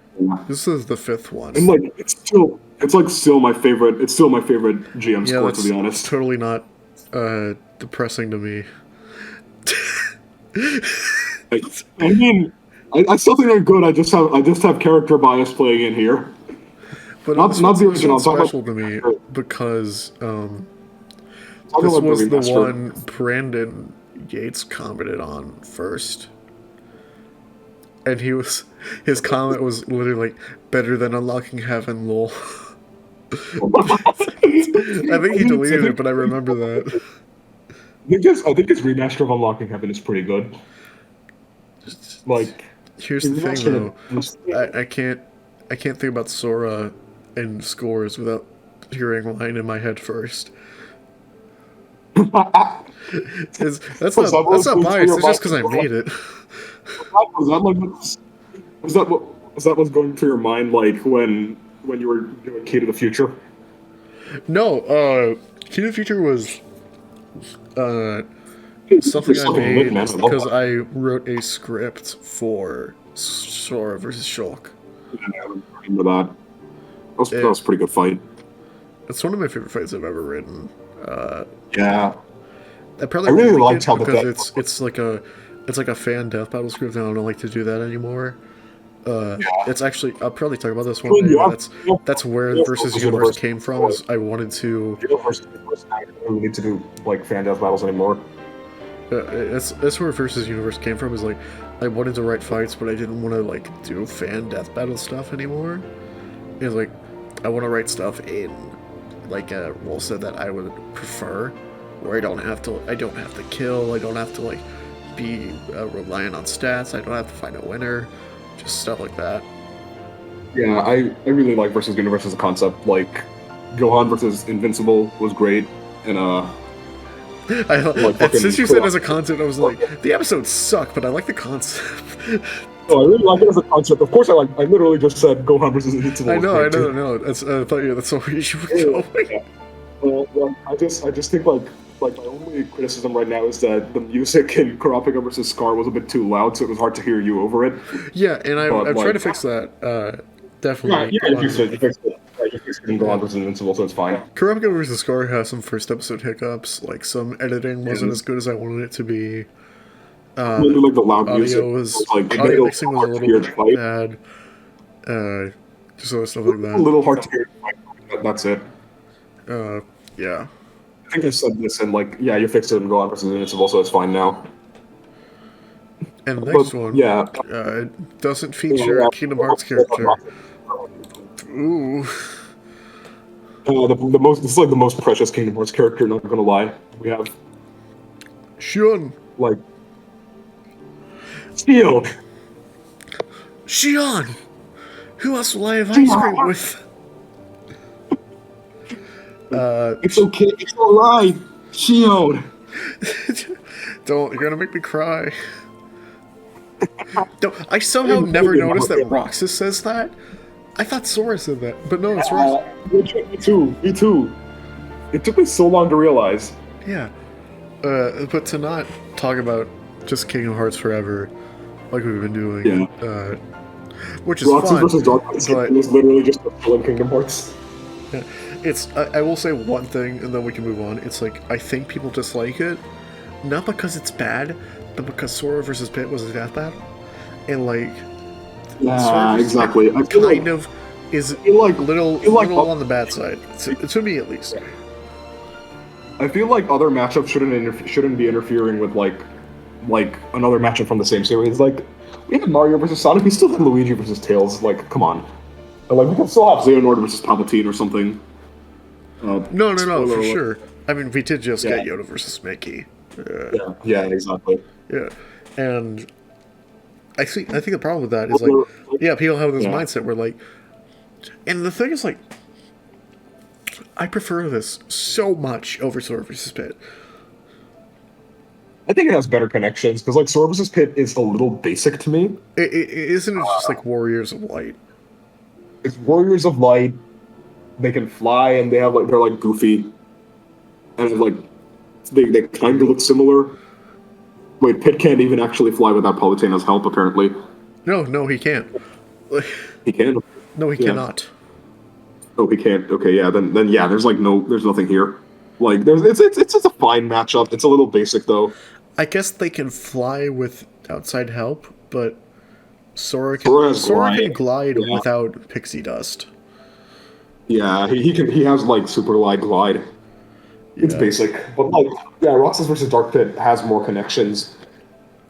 It also helps that I like Dark Pit more than Pit. But Dark Pit is definitely more interesting to analyze, not because his arsenal is anything to write home about, just because his backstory is fucking weird. Like, he was a mirror reflection, wasn't he? Yeah, he was a mirror reflection.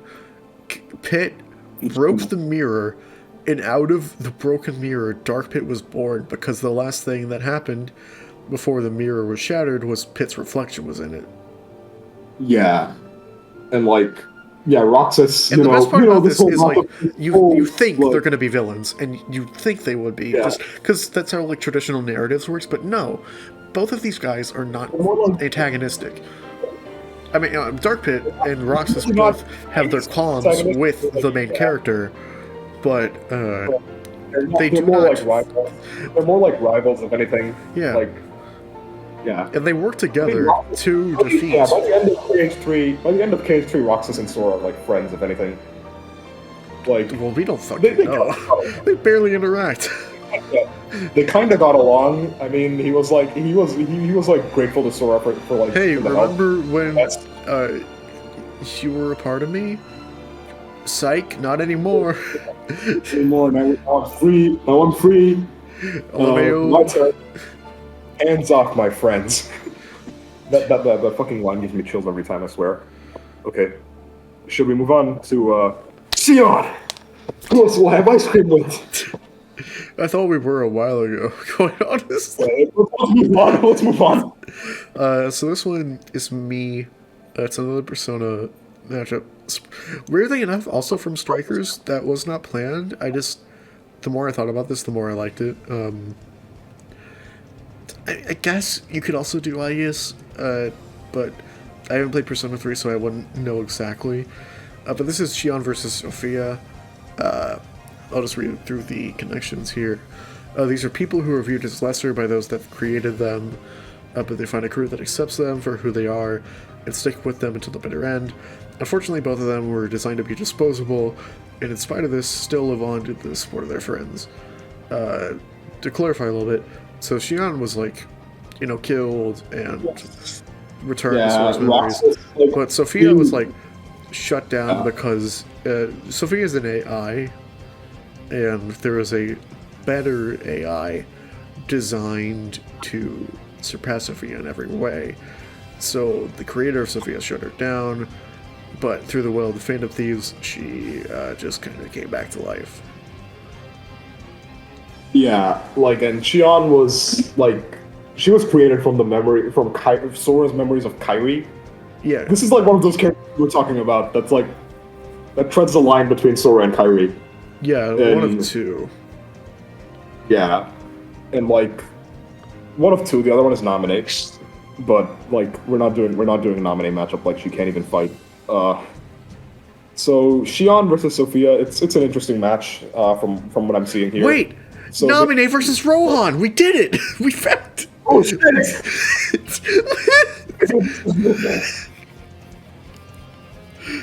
Brain blast. Brain blast right there. Beast. Yeah, so Xion was like, she was kind of killed because she needed to be, like, she sacrificed herself so Sora could return. Yeah, and she sacrificed herself to Roxas because, like, she was kind of draining Roxas of his power, and she didn't want to do that to him. So basically, like, she made Roxas assist in her suicide. Yeah, she basically made Roxas assist in her suicide. She was later returned to life, and now she's just back, I guess. Yeah. And yeah. And she has a cute outfit. Very cute. She has a really cute. Xion has fucking style, man. I swear. It's weird. She looks really cool. Like, she has style. Like, wow. Why do they all have drip? I know, right? That's Kingdom Hearts. Instead of an oath to return, it's like Kingdom Hearts. Why do they all have drip? Seriously, like Nomura really upped his design game with Kingdom Hearts 3. I feel like.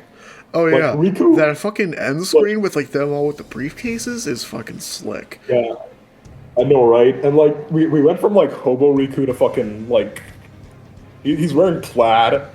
He's wearing plaid now. He cut his hair. Plaid for a Chad. Well, he didn't cut his hair. Just a pancake reference.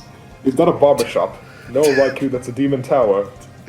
That's a weird name for a barbershop. So dumb. It's like he got his hair cut by the fucking demon tower. Wait, are you saying that? Yeah, he legitimately got that hair. Memories? Okay, I believe you. Okay, I believe you. I'm back, baby. Ouchie, ouch. Ouchie, ouch. Mega destruction, dark bowl of darkness and destruction. Come forth, blue eyes, white dragon. Are you kidding me? You have to be an idiot to get hit with the mega destruction, dark bowl of darkness and destruction. Ouchie, ouch. I think okay, so getting back on Xion versus Sophia, another connection I like is they are technically both viewed as puppets, or dolls. In Sophia's case, I think they call her both a puppet and a doll. It's literally a line from one of the songs in Persona 5 Strikers, is "I'll never be just a puppet, I'll never be just a doll." And, Xion was considered a puppet by a lot of the organization. We talked before about how Saix specifically viewed her as one, and Saix is... I don't think we talked about it, but Saix is like the number 2 in the original organization. Yeah, he's actually like number 7, but like he's Xemnas' right-hand man. Yeah, he's the one issuing out all the orders and like the commands and stuff. Yeah. And while Xigbar is the number 2, he's more Xehanort's right-hand man. Saix is more loyal to Xemnas. Yeah. Saix in particular, is loyal to Xemnas. So yeah, this is a cool matchup. Like they're pretty similar. They were both treated as like puppets and stuff.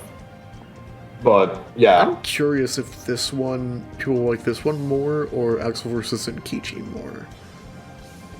Yeah, those are both pretty great matchups. I'm just curious because they both use like. I think I might like this a little more. Fuck! I should have done Roxas versus Joker. No. Fuck. Just because they're all Persona 5. I mean, yeah. Right. Do we go? Yeah, I think I like this a little more. I'm not sure personally. Silver Zenkichi is also cool. I like men. So. But is that like supposed to be sexist humor or? No, it's I'm horny humor. Horny humor. Okay, fair enough. I'm not horny for Xion, but man, would I fuck Axel? Axel. I feel like Axel tops though. No, Axel's a fucking power bottom. No, not even power. He's just a bottom. Are you kidding me? He's probably a bottom for Saix. No, he's a bottom for Aqua.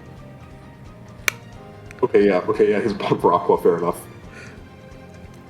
Aqua X Axel is one of my favorite ships, and I'm so glad it exists. I just find it funny because during the fight they were like Axel was just talking his ass off, and Aqua was basically just like, "Shut up." That's why I like it. It's just dumb.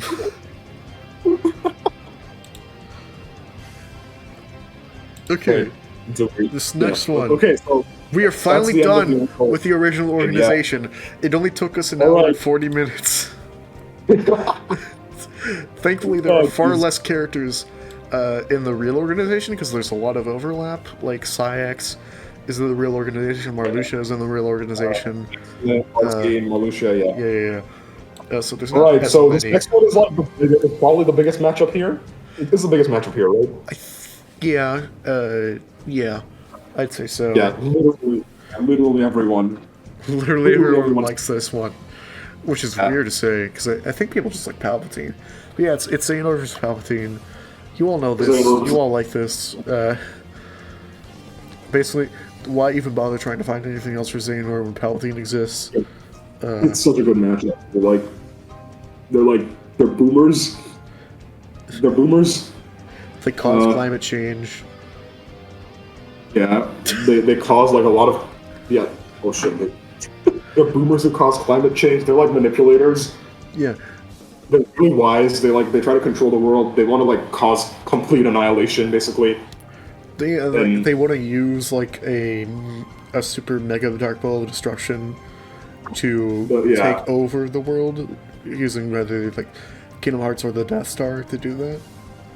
Yeah, and also like they both manipulated like this young man who was like falling towards the dark side. Yeah, Terra and Xigbar. Like they both manipulated them and like they just sort of turned them to the dark side.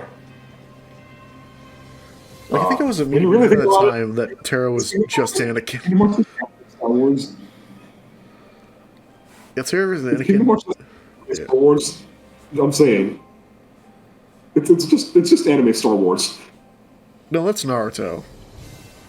Okay, fair enough. Yeah, that's fair enough. We have like Obito and Vader right there. And no, I think Kingdom Hearts is like video game Star Wars. Video game Star Wars, yeah. At least video game Star Wars. At least Birth by Sleep. Birth by Sleep is quite literally just Star Wars, yeah. And it's a prequel. Yeah, but the difference is that Birth by Sleep is actually good. But yeah. Got him. Okay. Aha.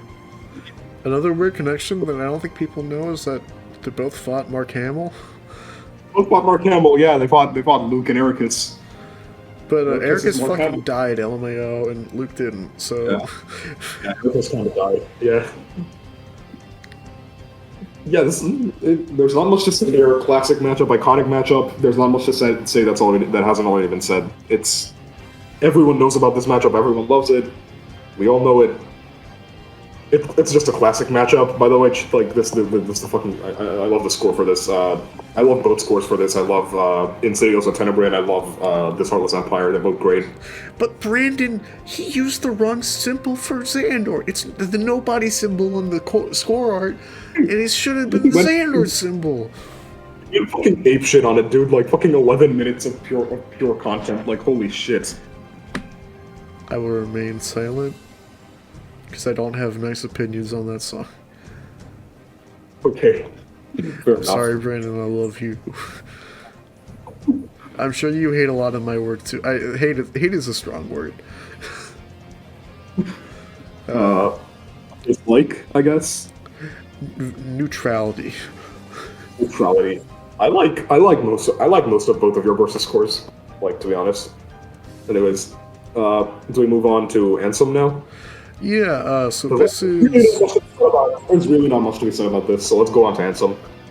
Like, what to say that hasn't already been said? So let's go to Ansem. You've said that like 3 times now.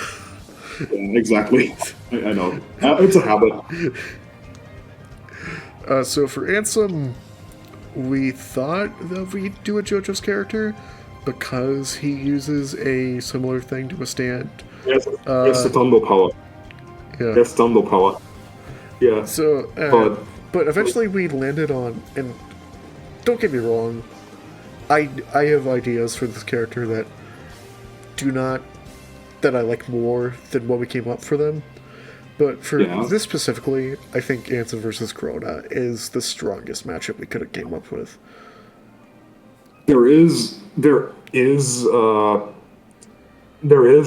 for Ansem, but I don't really vibe with that. Dio, I mean, I wrote that like a long time ago. I fucking hate that. Like, I don't even get it.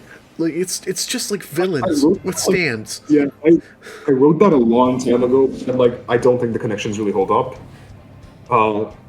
It's like they're villains with stands, and they're like, that's it. Yeah, that's literally it. I mean, you can use any villain from JoJo if that's the case. That's body theft because like. Oh yeah, because kind of. Well, that's more Terra-Xehanort than Ansem. That's Terra-Xehanort. I mean, Ansem does have like is from Terra-Xehanort, I'm pretty sure. No, he is. Yeah, both Ansem and Xemnas are from Terra-Xehanort. But yeah, I think Krona works a bit better here. So I wrote these connections. So I'm also the one who came up with this. Yeah. So I'll read it. People who were created by research to embody darkness. For those of you who don't know, like Xehanort, like he gets shown as like this master manipulator, but like first and foremost, he's like just a researcher who's really interested in things. And basically, Ansem and Xemnas are the nobody and heartless, and they were just created out of morbid curiosity. Well, what we thought was morbid curiosity. Well, yeah. Nomura kind of went back on that later, but Nomura does that a lot. Yeah. Slightly more insidious, but for our purposes, it's just like they were created by research to embody darkness. Whether that's like literal darkness, like Ansem, or the Black Blood with Krona, and they are imbued with a power similar to a stand that's attached to them at all times. The stand-like ability also has to do with their past, which is Ragnarok being infused with Krona from a young age, and the Guardian being Terra's heart, controlled by Terra's possessed body. Yeah, it's pretty cool. Also, like, Krona's Ragnarok and the Guardian both look kind of similar. Yeah, kind of. Similar, kind of gray on black. Gray on black, yeah. Like, they also have that little cross thing on their face. Yeah. But I mean, for the Guardian, it's literally like so he couldn't speak. Yeah. Eventually, it was like, one day I will set things right.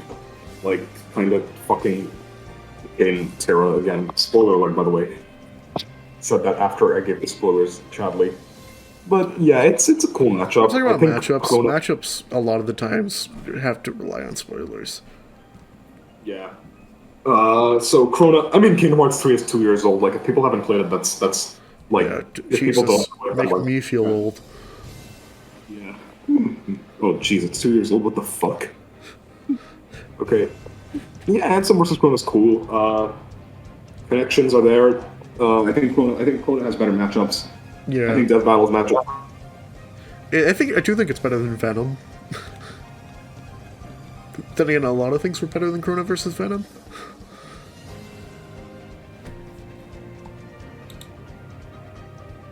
Uh-oh. Alright, so we're recording on a brand new day. Because I had a power outage yesterday. I think there was something wrong with, like... There was something wrong with our generator. Like, the batteries ran out or something. So, I couldn't, Your generator runs on batteries? It does. What? So the batteries... I don't know if it was the batteries, like, the fuel, whatever was, like, fueling it. I've just never heard whatever was fueling it just, like, crashed.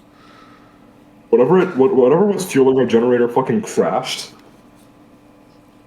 Like, I couldn't come back for like an hour, and once I was back, like, it was late, so... No, I fully went to sleep, because we were recording... very reasonably to sleep. GM very reasonably went to sleep, because, like, seriously... It was like 2 a.m. It was late, yeah, it was really late. For me, it was probably like 1 a.m. for you. Yeah. But anyway, we were in the midst of discussing Ansem versus Krona. I think we were just kind of wrapping up our discussion on it because there's not a whole lot to be said. I like this matchup. I like this matchup more than what Death Battle did for them, but that's because I really don't like Venom versus Krona as a match. But by the way, I didn't even think about this, but we could have put Ansem versus Venom. Could have done Ansem versus Venom. That's true. I guess Carnage would work more, given Carnage. I don't know, just a symbiote. Symbiote. Yeah, sort of. I can kind of see it, but I think Krona is a little better. I think Krona is more interesting. Yeah, it's more interesting. Like another Marvel MC fight would feel a little basic. I don't think there's a single. No, we have Gambit. So we do have a. We have Gambit. But look, that's actually unique because you don't see people using Gambit like that. Yeah, and also, X-Men in general are pretty underutilized. Yeah, I know. Like you see your Wolverines, you see your Magnetos, you occasionally see Storm. Yeah, I don't actually see Storm too often. I've seen Storm like once. You know, like I've seen someone pair her up against Aquaman, but I think that's it. My brain, I was like, wait, aren't they both DC? For like a split second, I was like, wait a minute. Aquaman and Storm. Yeah, well, I mean, I think it's interesting. Maybe not my favorite Krona matchup, but it's the one that we decided on. Yeah, it's like for Ansem it works at least. Yeah. For Krona, I mean, it's good enough. I'm a full supporter of Ryuko versus Krona right now. Because I mean Ryuko, like I think it's a good matchup for Ryuko just because of like the lack of good Ryuko matchups. I think you're gonna say the lack of rack because Krona doesn't have any boobs. I mean, to be fair, they're like their gender is ambiguous, isn't it? Oh, yes. Yeah. The lack of rack, but like.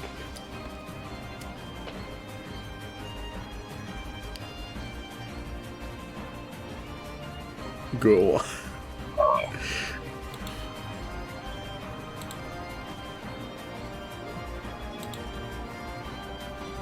All right.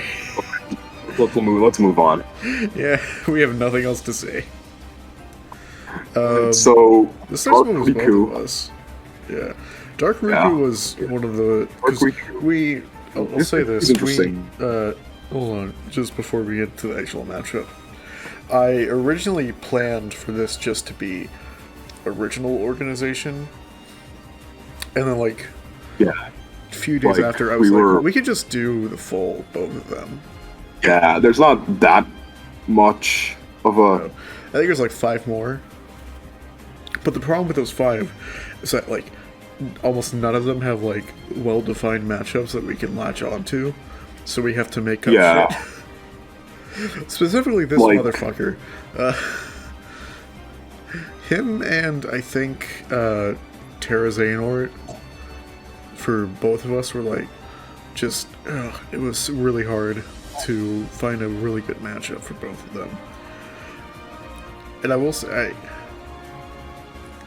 we might have been able to find better, but what we landed on, I like it enough to where I'm like, okay, we can work with this.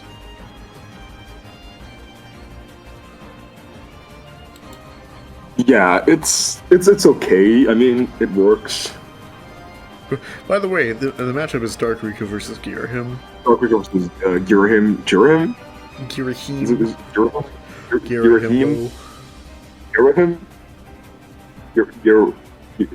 Girahim. The joke has gone on for too long. Giratina. Giratina. Don't play Pokemon much anymore.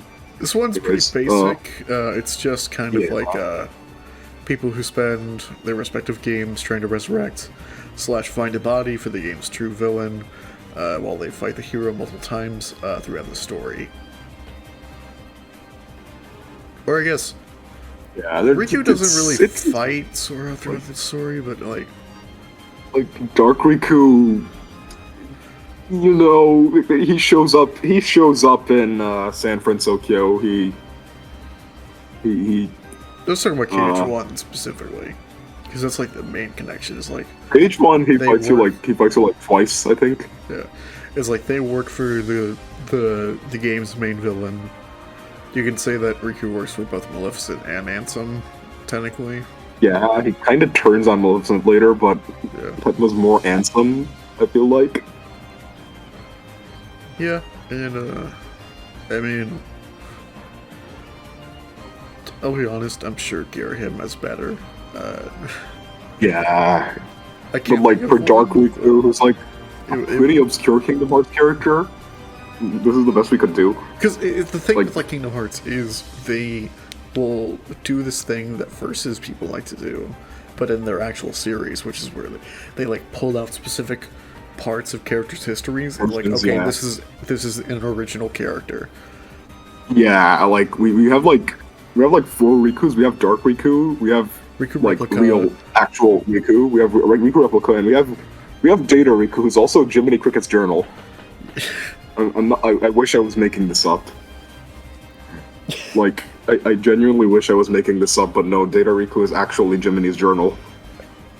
I wonder if actual coding or playing Kingdom Hearts Recoded will make you hate bugs more. Coded.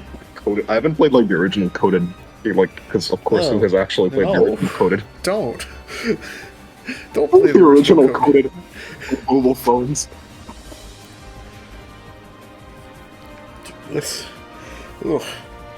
bad. It put a bad taste in my mouth. Thank God there are no data versions of these characters in Organization XIII. Oh, jeez. Jeez Louise.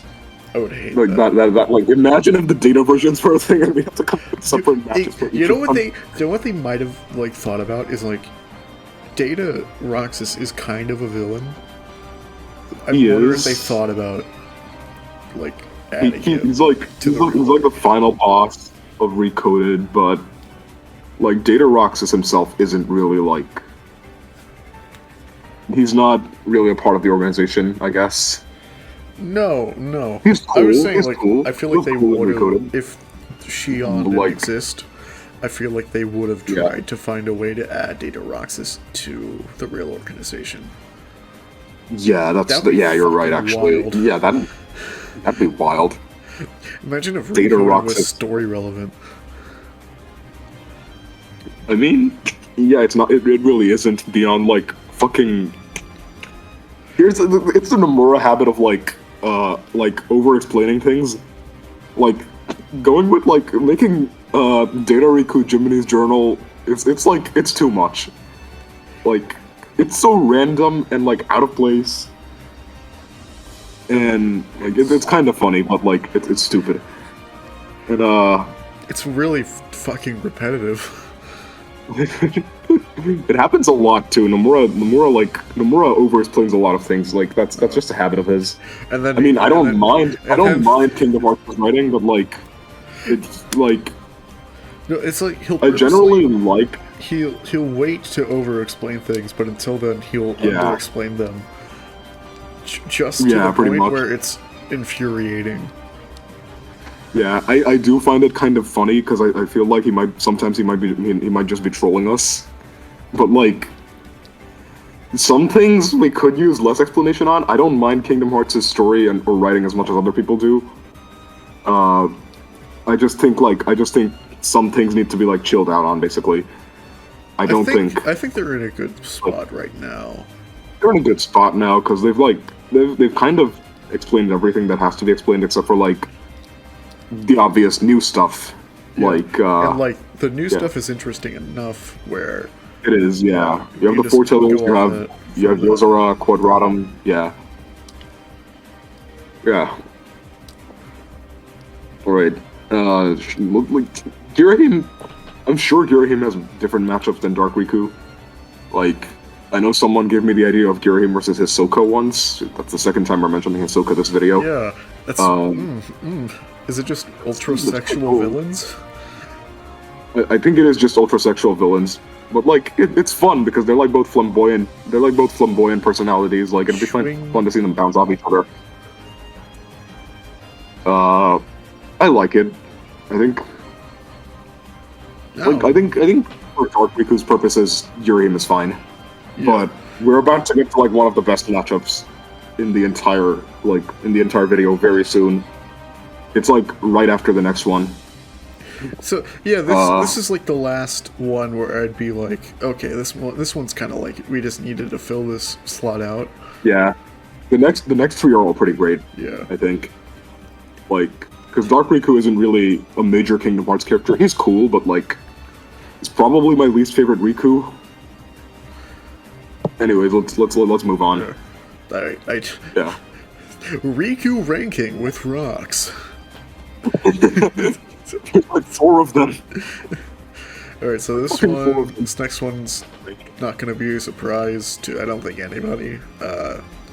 We have Vanitas versus Baby. Baby. From Dragon Ball GT. I think this is one of... It's like, you got a commission for this, I think. Yeah, I did a commission for this, because this dude who commissioned that one is like specifically like, here's a song or like a matchup I know you'll make something good for. Here's some money, do it. Yeah. Which is cool. I'm just trying to remember if there was another one. So I'm looking through the doc here. Just give me a second. I think aside from, sorry, my voice is a little higher because I was recording today and it's a little dry. But I think I know you came out with my girlfriend's track. I did. Yeah. I'm not sure that's gonna be uploaded by the time this is uploaded. It'll probably be there before, like, by the time it's uploaded, yeah. Thing, though. Oh. Very different thing. But this is... And yeah, that didn't have lyrics. It does not, no. Yeah. So this one is the only matchup aside from Demyx versus Akira that we did not come up with ourselves. And I guess also Xehanort versus Palpatine. Yeah, I mean, to be fair, Xehanort versus Palpatine is like literally everyone came up with it. But this one I can actually like trace the roots because the guy who commissioned me did actually come up with the idea, and I specifically asked him for the connections for it. So those are the ones that are listed in the doc. Yeah. I'll just read those out. So these are beings composed of negative emotions. They are the only ones of their kind, and when they are killed, then resurrected by old men who wanted to use them for their own purposes, and they now seek to spread their influence in armies across the entire universe and beyond. I think this one is interesting because Vanitas is a character who's like a very he's like a very cool Kingdom Hearts character in my opinion. And, like, I also think Dragon Ball GT gets way too much shit. Like, it gets way too much shit. Some of it's deserved. Some of it's deserved, but, like, I don't think it's as bad as, like, Super. I don't really like Super. More, just generally. You do? I mean, I think Super also gets too much shit, but, like, I think the reason I like GT more is because, like, it didn't like botch some of the concepts that the original had, but I don't think either of them. The original Dragon Ball botched the concepts it built up. Okay, yeah, very, very fair. I think both Super and GT get too much shit. I don't particularly love Super, but like, I think it's cool that like a GT character is actually getting rep here. Vanitas is also one of my favorites. He's really cool. I think he's really interesting because, like, I feel like there's more to him than just like douchebag. Well, it's interesting because like the characters who were like pure light, like Ven, like Kairi. Yeah. They obviously aren't just like, oh, I'm so good. Like they have personalities, more so Ven than Kairi. But like, yeah, Kairi. It's interesting to see that in the inverse, where like Vanitas is like a cocky douche, but he's like just having the time of his life being that cocky douche. He's having fun, yeah. But like, I also feel like there's a bit of a tragic edge to Vanitas, because I feel like, because like in the manga, or like I think it was a novelization, I remember like Vanitas was actually like abused by Xehanort. And like, he's jealous of Ven because Ven is normal and like Vanitas is always in pain. And like, I feel like Vanitas kind of wanted to be with the good guys, but in the end he just kind of feels like he's not worth it because he's darkness, as he says it. Yeah. But like, he's just having the time of his life. He's just having fun. But not the character darkness that we know of. That's different. Maybe. Who knows? God damn it, Nomura. Yeah. Nomura's being Nomura again. There's like so much. I'm really interested in Vanitas. I hope they do more with him. Yeah, I hope it's not. I don't think it's over. I don't think we've seen the end of him. Yeah, I don't think so either. He has a lot of potential. And this is completely not anything to do with the matchup, but Vanitas' battle theme, Enter the Darkness, fucking slaps. Enter the Darkness is incredible. It's like one of my favorite battle themes in Kingdom Hearts. It's so fucking... In general, Birth by Sleep probably has one of the best scores in the series. Yeah, agreed. I think I honestly like it more than... Probably... more than the other non-numbered entries. Yeah, I think I like this matchup quite a bit. And also... also Birth by Sleep. I think Birth by Sleep is my favorite non-numbered entry. It's close between that and just for the story, Days, for me. Days, yeah. I think Days has like the best story in Kingdom Hearts. Days is great. I also think like Days had some pretty great scores despite being really broken in terms of boss fights. Ruler of the Sky. Fucking Ruler of the Sky, I hate that fight. Is it Leechgrave?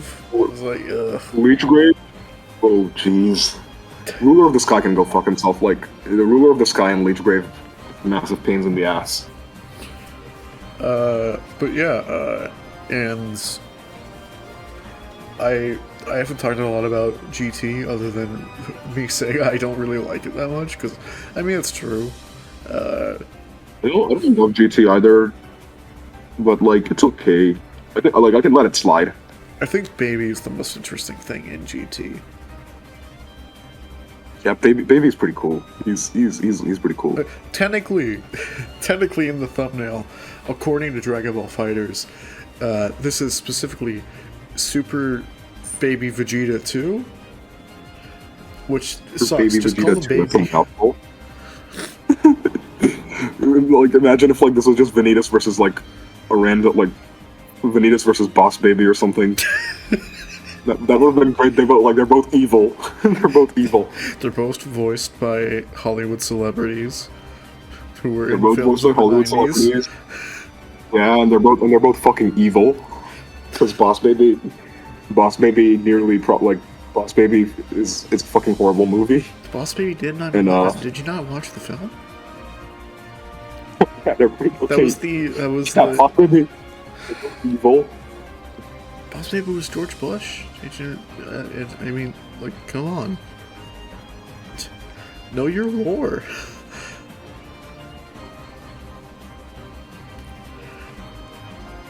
Anyway.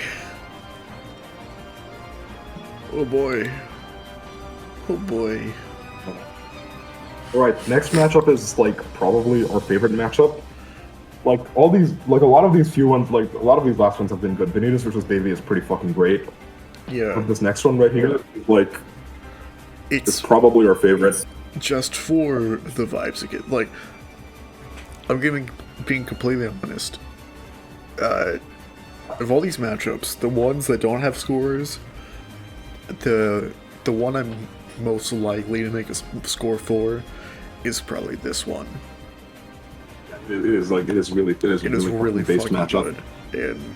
And it has like a lot of great connections. It's great.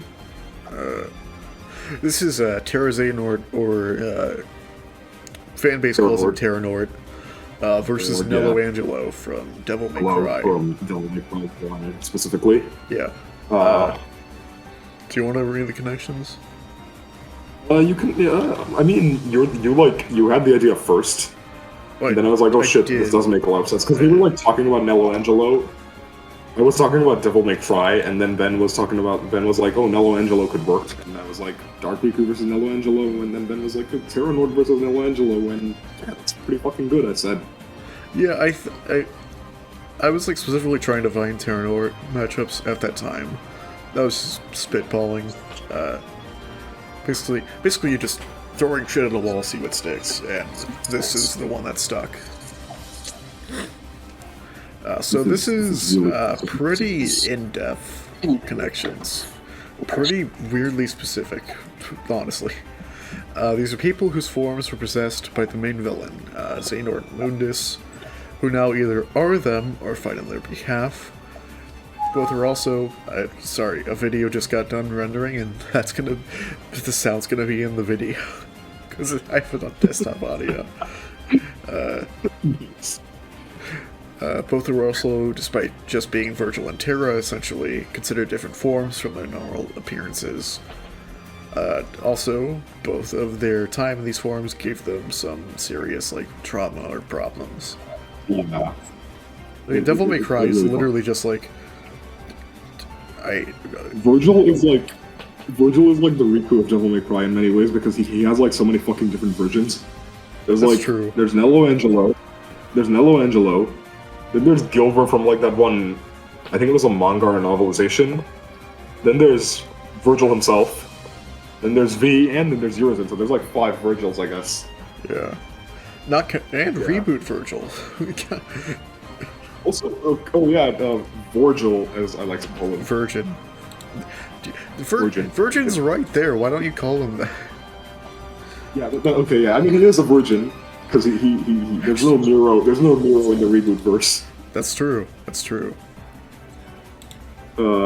If Terra fucks Aqua and she gets pregnant, that's another connection, as they both fuck. Oh shit.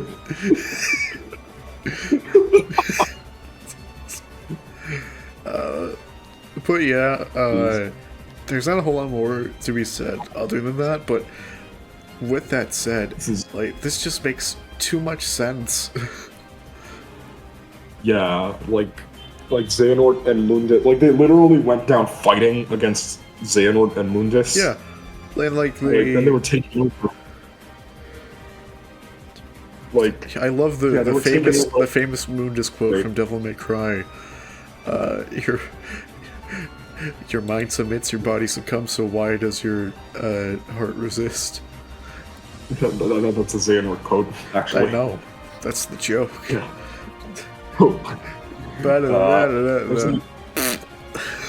I just remember the best, one of my favorite quotes from Devil May Cry ever is like fucking, I should have been the one to fill your dark soul with light.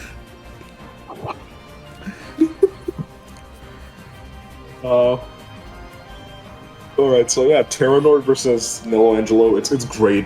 It has a lot of great connections. Also, Nello Angelo's team Ultraviolet fucking slaps.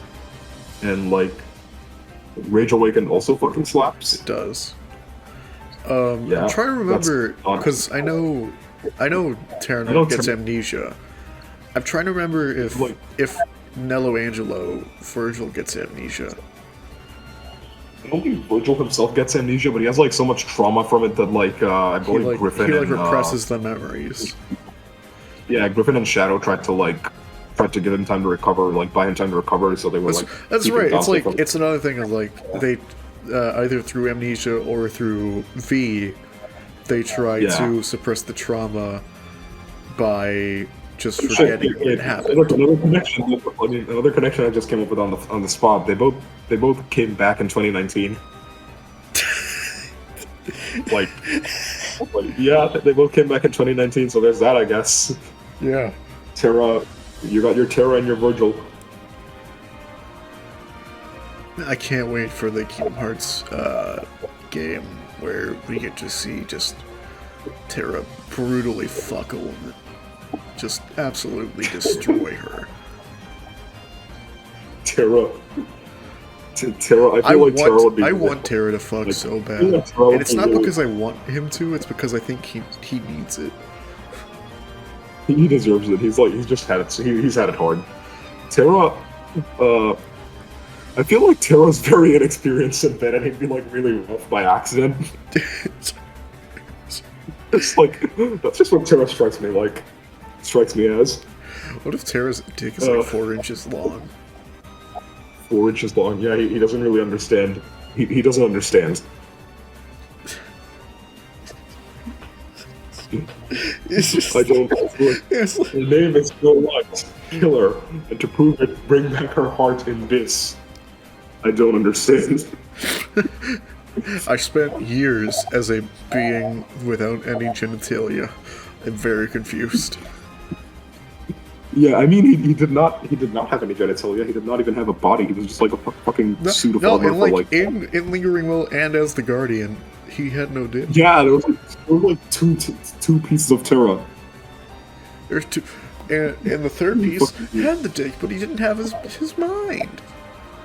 He was not actually Terra. He was just Terra's body. Like, is Birth by Sleep there's the grooming? mind. So like, Heartless what? Was Birth by Sleep about child grooming? Oh my god. Was it?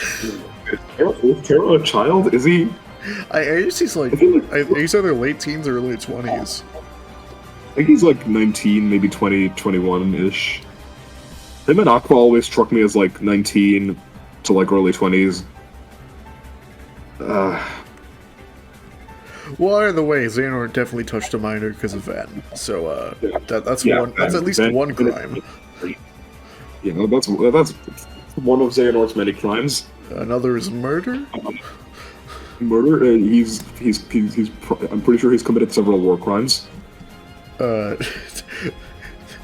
Xehanort, we need to talk about the Geneva Conventions. He did commit war crimes, did he not? Like, he's like... Isn't he like responsible starting a war is a crime. Yeah, exactly. He started a war. I'm pretty sure he's also responsible for like a bunch of murders. He destroyed like well, we know Ansem, for sure he was like he kills Ericus. He kills. Yeah. He basically murders a bunch of people in Radiant Garden. Yeah.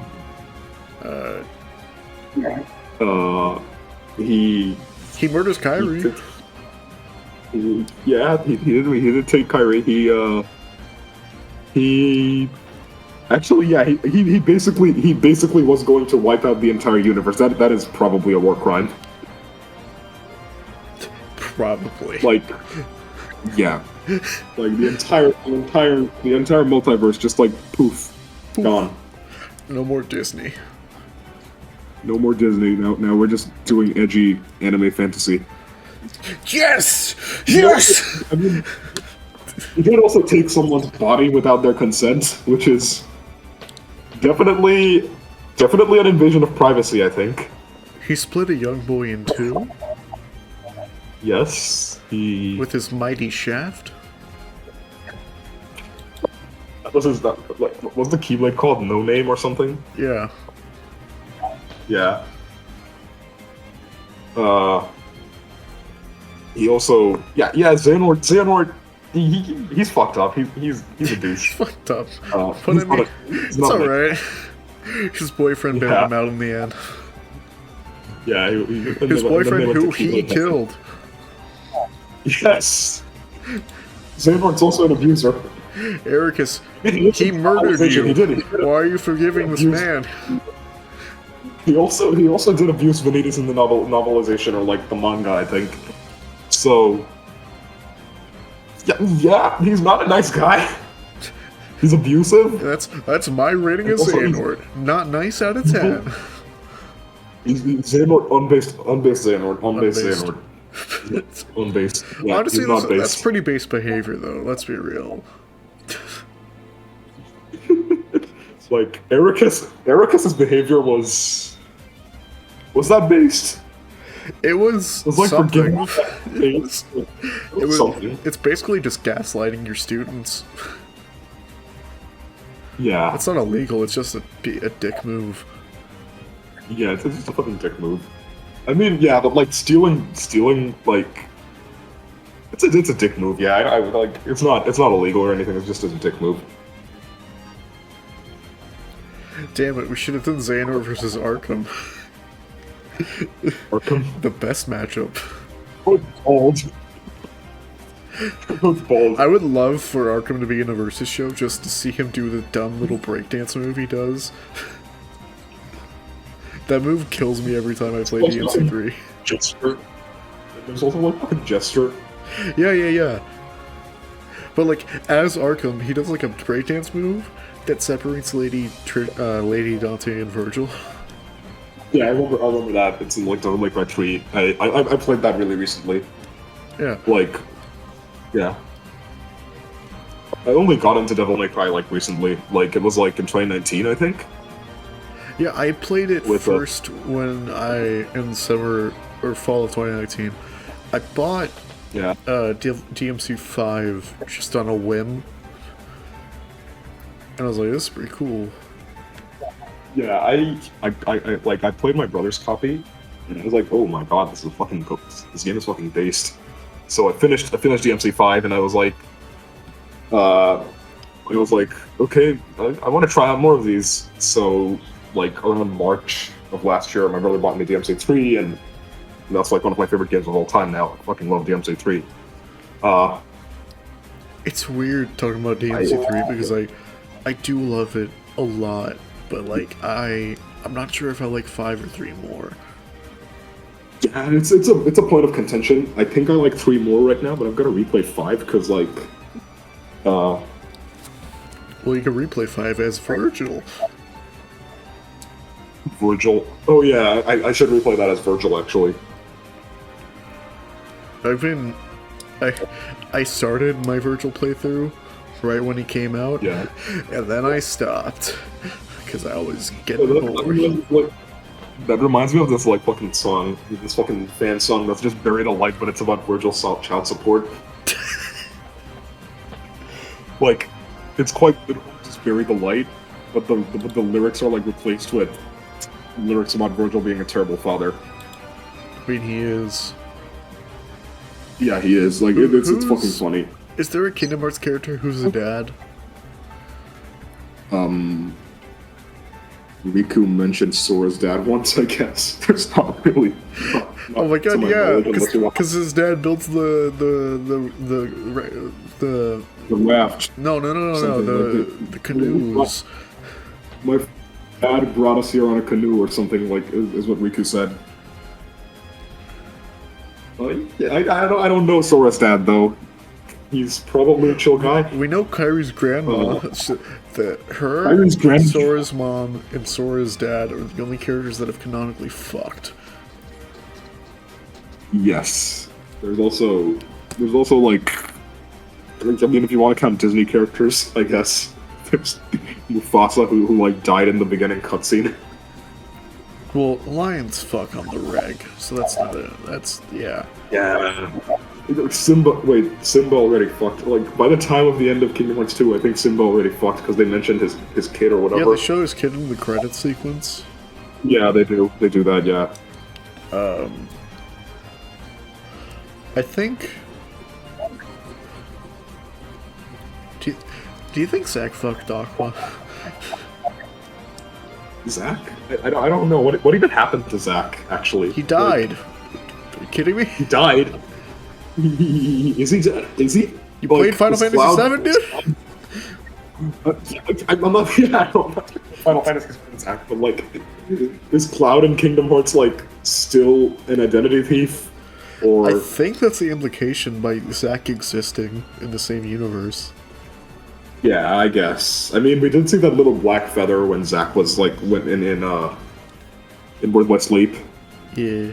There's definitely a connection. The lore just hasn't explained it yet. I think by Cloud having Buster Sword, it's heavily implied. Yeah. Yeah, that's true. Wait, did he still have the Buster Sword in 2? Or was that... I think it was Buster Sword, but like in a redesign of it. I know it was like in Kingdom Hearts 1, it was bandaged up. Yeah.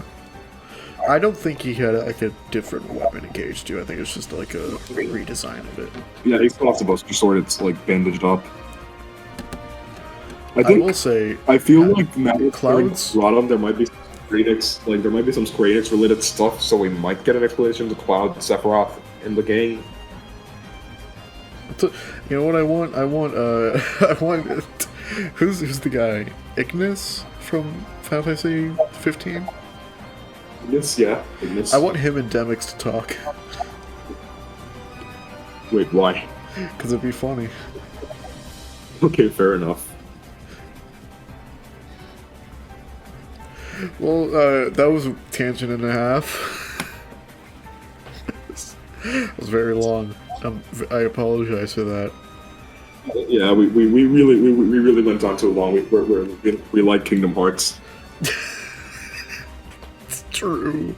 Kill me. Yeah. Anyway, you want to talk about this last match so we can go home? Alright, so this is I came up with this. So Young Xehanort was a really difficult one to come up with because a lot of the characters I had in mind, their only real connection with him was like time or time travel. Like, yeah, you could probably fit in like. I'm so sorry. I have to interrupt you. Since you were talking, I went to just check Twitter, and the first thing I see is a thing where it's like, "Who would you choose?" and it's Bandana D, and I have to do everything in my power not to type Xaldin right now.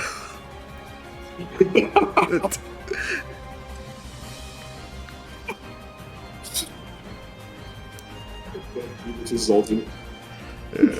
Alright, so I really tried to think of something for Young Xehanort, but like the problem is that most of the characters I could think of were like they were time travelers.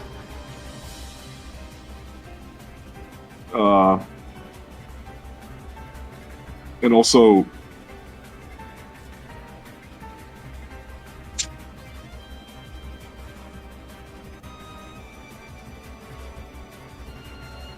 Yes. they're like the connections are just that like most of the characters I could think of were just time travelers, and that was the main connection. I didn't want to do any of those because like then you could like pit them against pretty much anyone else, like fucking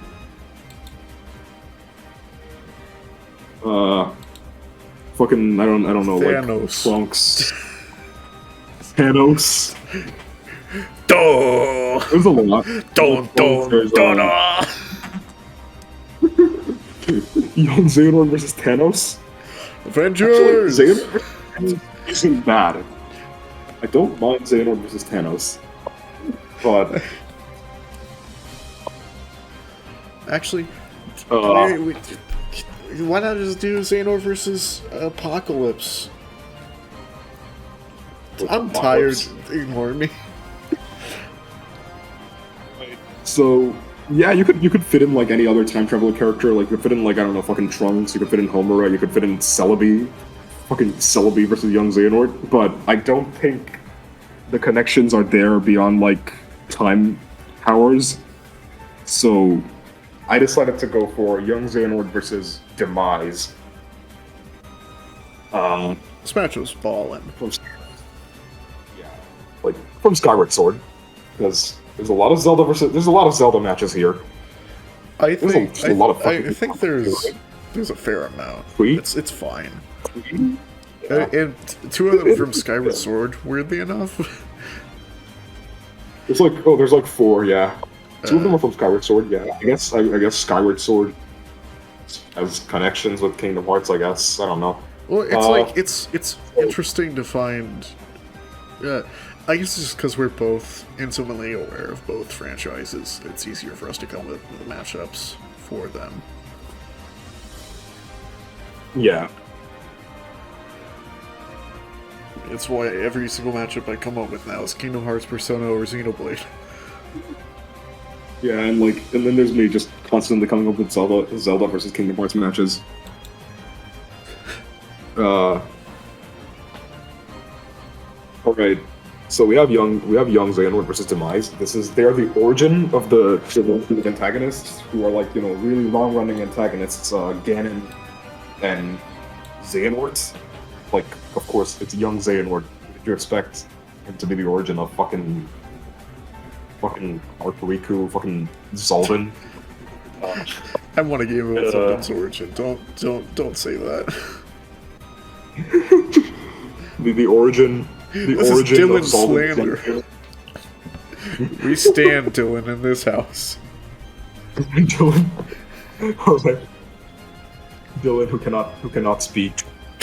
So they're the origin of the series antagonists.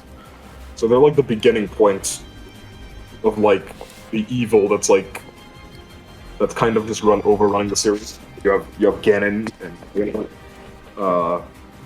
Demyx, they've been motivated since the very beginning to achieve their main goal. Demyx is absolute power. Even if Ganondorf originally wanted to help his people, but I guess he got corrupted somewhere along the way because of Demyx's influence. And young Xehanort, I mean, he's Xehanort. Of course, they have the same goals. They want to recreate the universe to try and make it better for people. Young Xehanort is also there's also a theme of reincarnation here, because Demyx would go on to reincarnate as Ganondorf after his death. You need cross spoilers, by the way. I don't think anyone really cares about a mobile game, but young Xehanort is the player. He's a reincarnation of the player character from Union Cross, and I'm not making. I wish I was making this up. I don't. This is fucking awesome. It's fucking amazing. It's fucking amazing. I love it. But I wish I was making this up because it's so fucking crazy. That's pretty cool. Thank God we didn't have to come up with a matchup for a character that uses Dream Eaters. Oh my god. Oh god. What would you even do? Fucking Persona characters? Your options are a Persona character? There's one Persona character who's dead. I do that. Persona character who's dead. There's a fair amount of those, isn't there? There's two off the top of my head. There's the obvious one, Minato, right? Oh, I wasn't even thinking about him. Oh, wait, who are you thinking of? I was thinking of Kasumi and Shinjiro. Kasumi? Kasumi? Can she even fight? No, she's a gymnast. That's exactly. I'm a cartwheel on your ass. Her sister can fight, I guess. Yeah. Yeah, there's but she is original dead. Not her sister, Sumire. No. It's only 5 royal spoilers, by the way, but brown-haired Kasumi. Brown-haired Kasumi. Wait. Yeah, they have different colors of hair. Aren't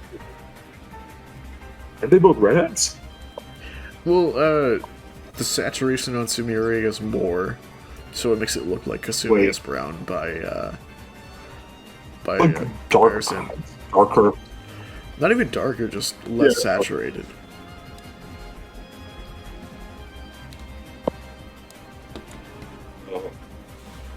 But yeah, so young Xehanort and Demyx, they have connections. Reincarnations, they have a team of reincarnations, they're both the origin. And their malice is still continuing to this day. Their influence is still spreading, because young Xehanort still has not given up on his motives compared to the other Xehanorts. And Demyx is Ganondorf, so of course he's always evil. gonna be fucking shit up. with a name like Demise, would you really expect your kid to do anything else when they grow up? Who named this man? That's what I want to know. Like, when the midwife looked at this child and showed it to their mother, and then the mother looked at this boy, they said, "Your name is Demise." I totally did not steal that joke from Death Battle.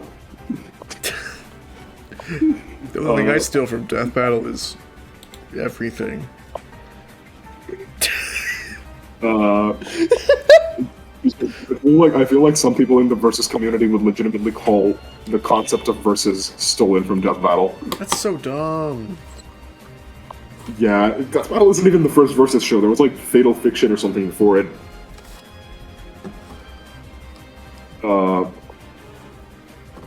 But like, I know Versus was around longer than just Death Battle, even if like Death Battle really popularized it. Yeah. Yeah.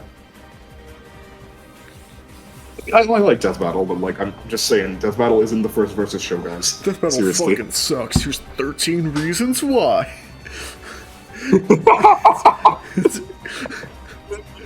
This makes me feel old because like it's so long ago now that like Screw Attack was a thing. It just reminded me of Screw Attack. I remember like watching Screw Attack before I watched Death Battle. I think I might have seen a Screw Attack video before I watched Death Battle, but like it's been so long ago I don't remember. You know what's fun about? I do know. You know the best part about Screw Attack? Yeah. Pro Jared was on it. Oh shit, he was, wasn't he? Yeah. Yeah. I mean, to be fair, wasn't the controversy about him cleared up? I don't care. It's still funny. Yeah, to my knowledge, it was cleared up. So like, he's cool now. But like, from what I know, still think his content isn't good. It's a mixed bag for me.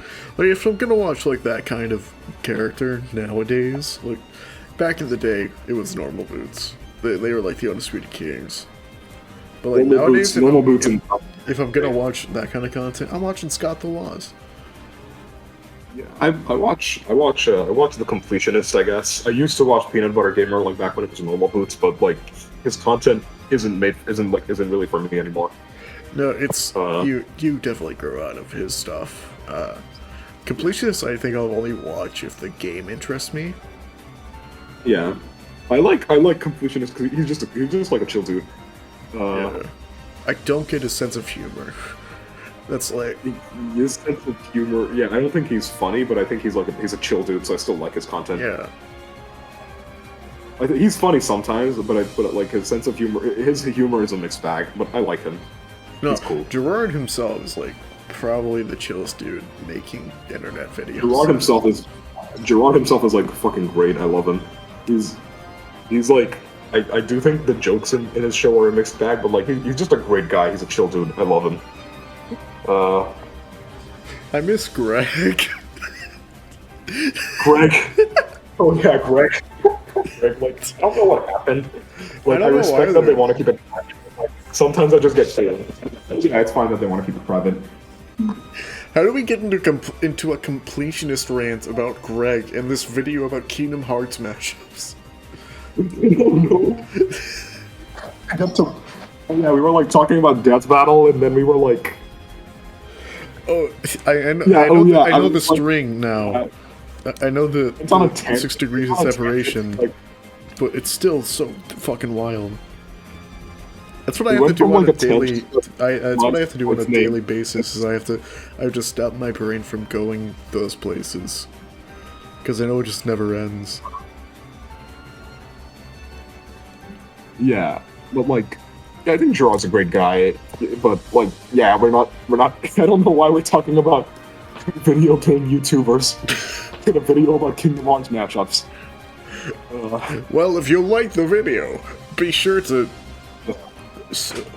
How do you say that? Yeah, that's pretty much it because there's not really much else to say here. Like, I explained Young Xehanort vs. Demise. It's an okay matchup. I don't love it.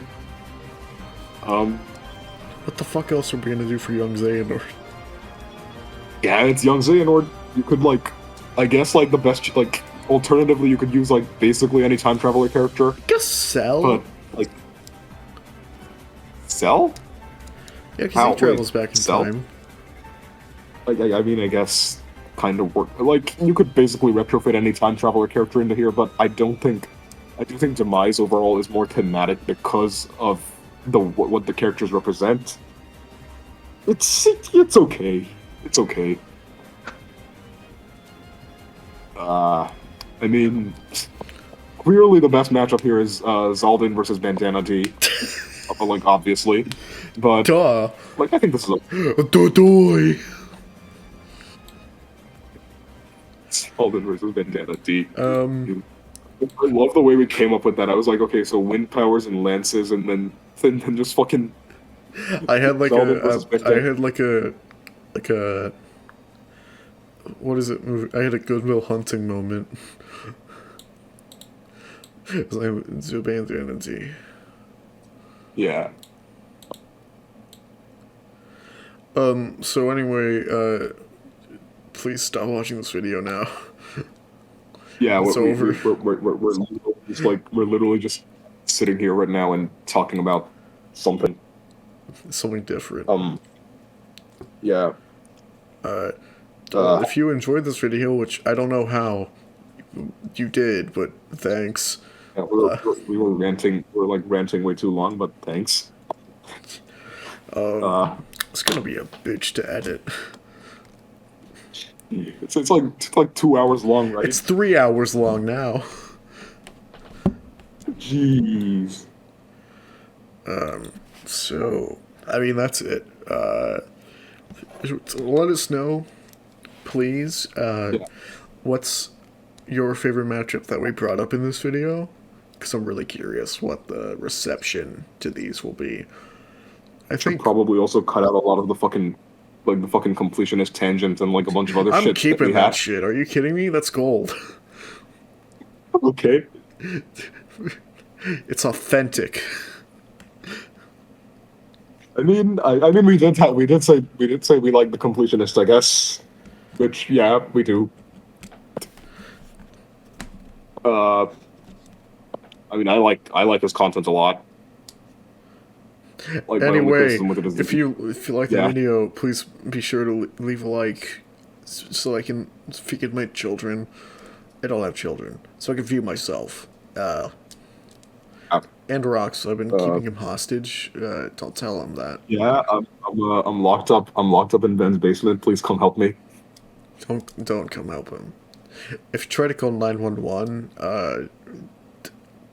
there's a secret about me. I own the police. Yeah, they also own the mafia, so don't even think about going there.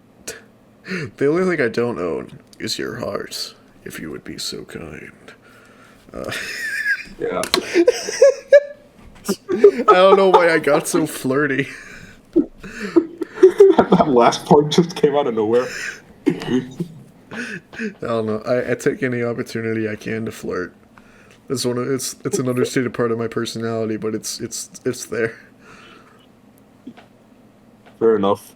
Because I'm not in a position where I flirt too often, but when I do, I do. Yeah. So, let me know if you want to see more videos like this. I hope not, because this is terrible. It's nothing to do with you, Rox. It's just, man. Oh, man. Did we spend 3 hours talking about matchups? Fucking Kingdom Hearts matchups, and also a bunch of tangents about a variety of things. Xehanort's war crimes, the completionist, screw attack. Xehanort's war crimes, the completionist, screw attack. Probably some other things. Devil May Cry, I guess. Yeah. Yeah, just let us know what your favorite matchup that we brought up was, and I guess I'll see you in the next video. That's kind of like this, where it's unscripted and I'm just talking. Yeah, I will hopefully show up again another day. Probably for like see you guys around. Probably for like a DMC type thing, or like a DMC Zelda maybe. Zelda thing. Zelda. Just another one of our common shared interests. Yeah. I'll show up again. That or on live streams. Yeah, live streams as well. Yes, it was nice being here. Thanks for having me. Get the fuck out now. Okay. No, I'll go back to the basement. Thanks for watching. Bye.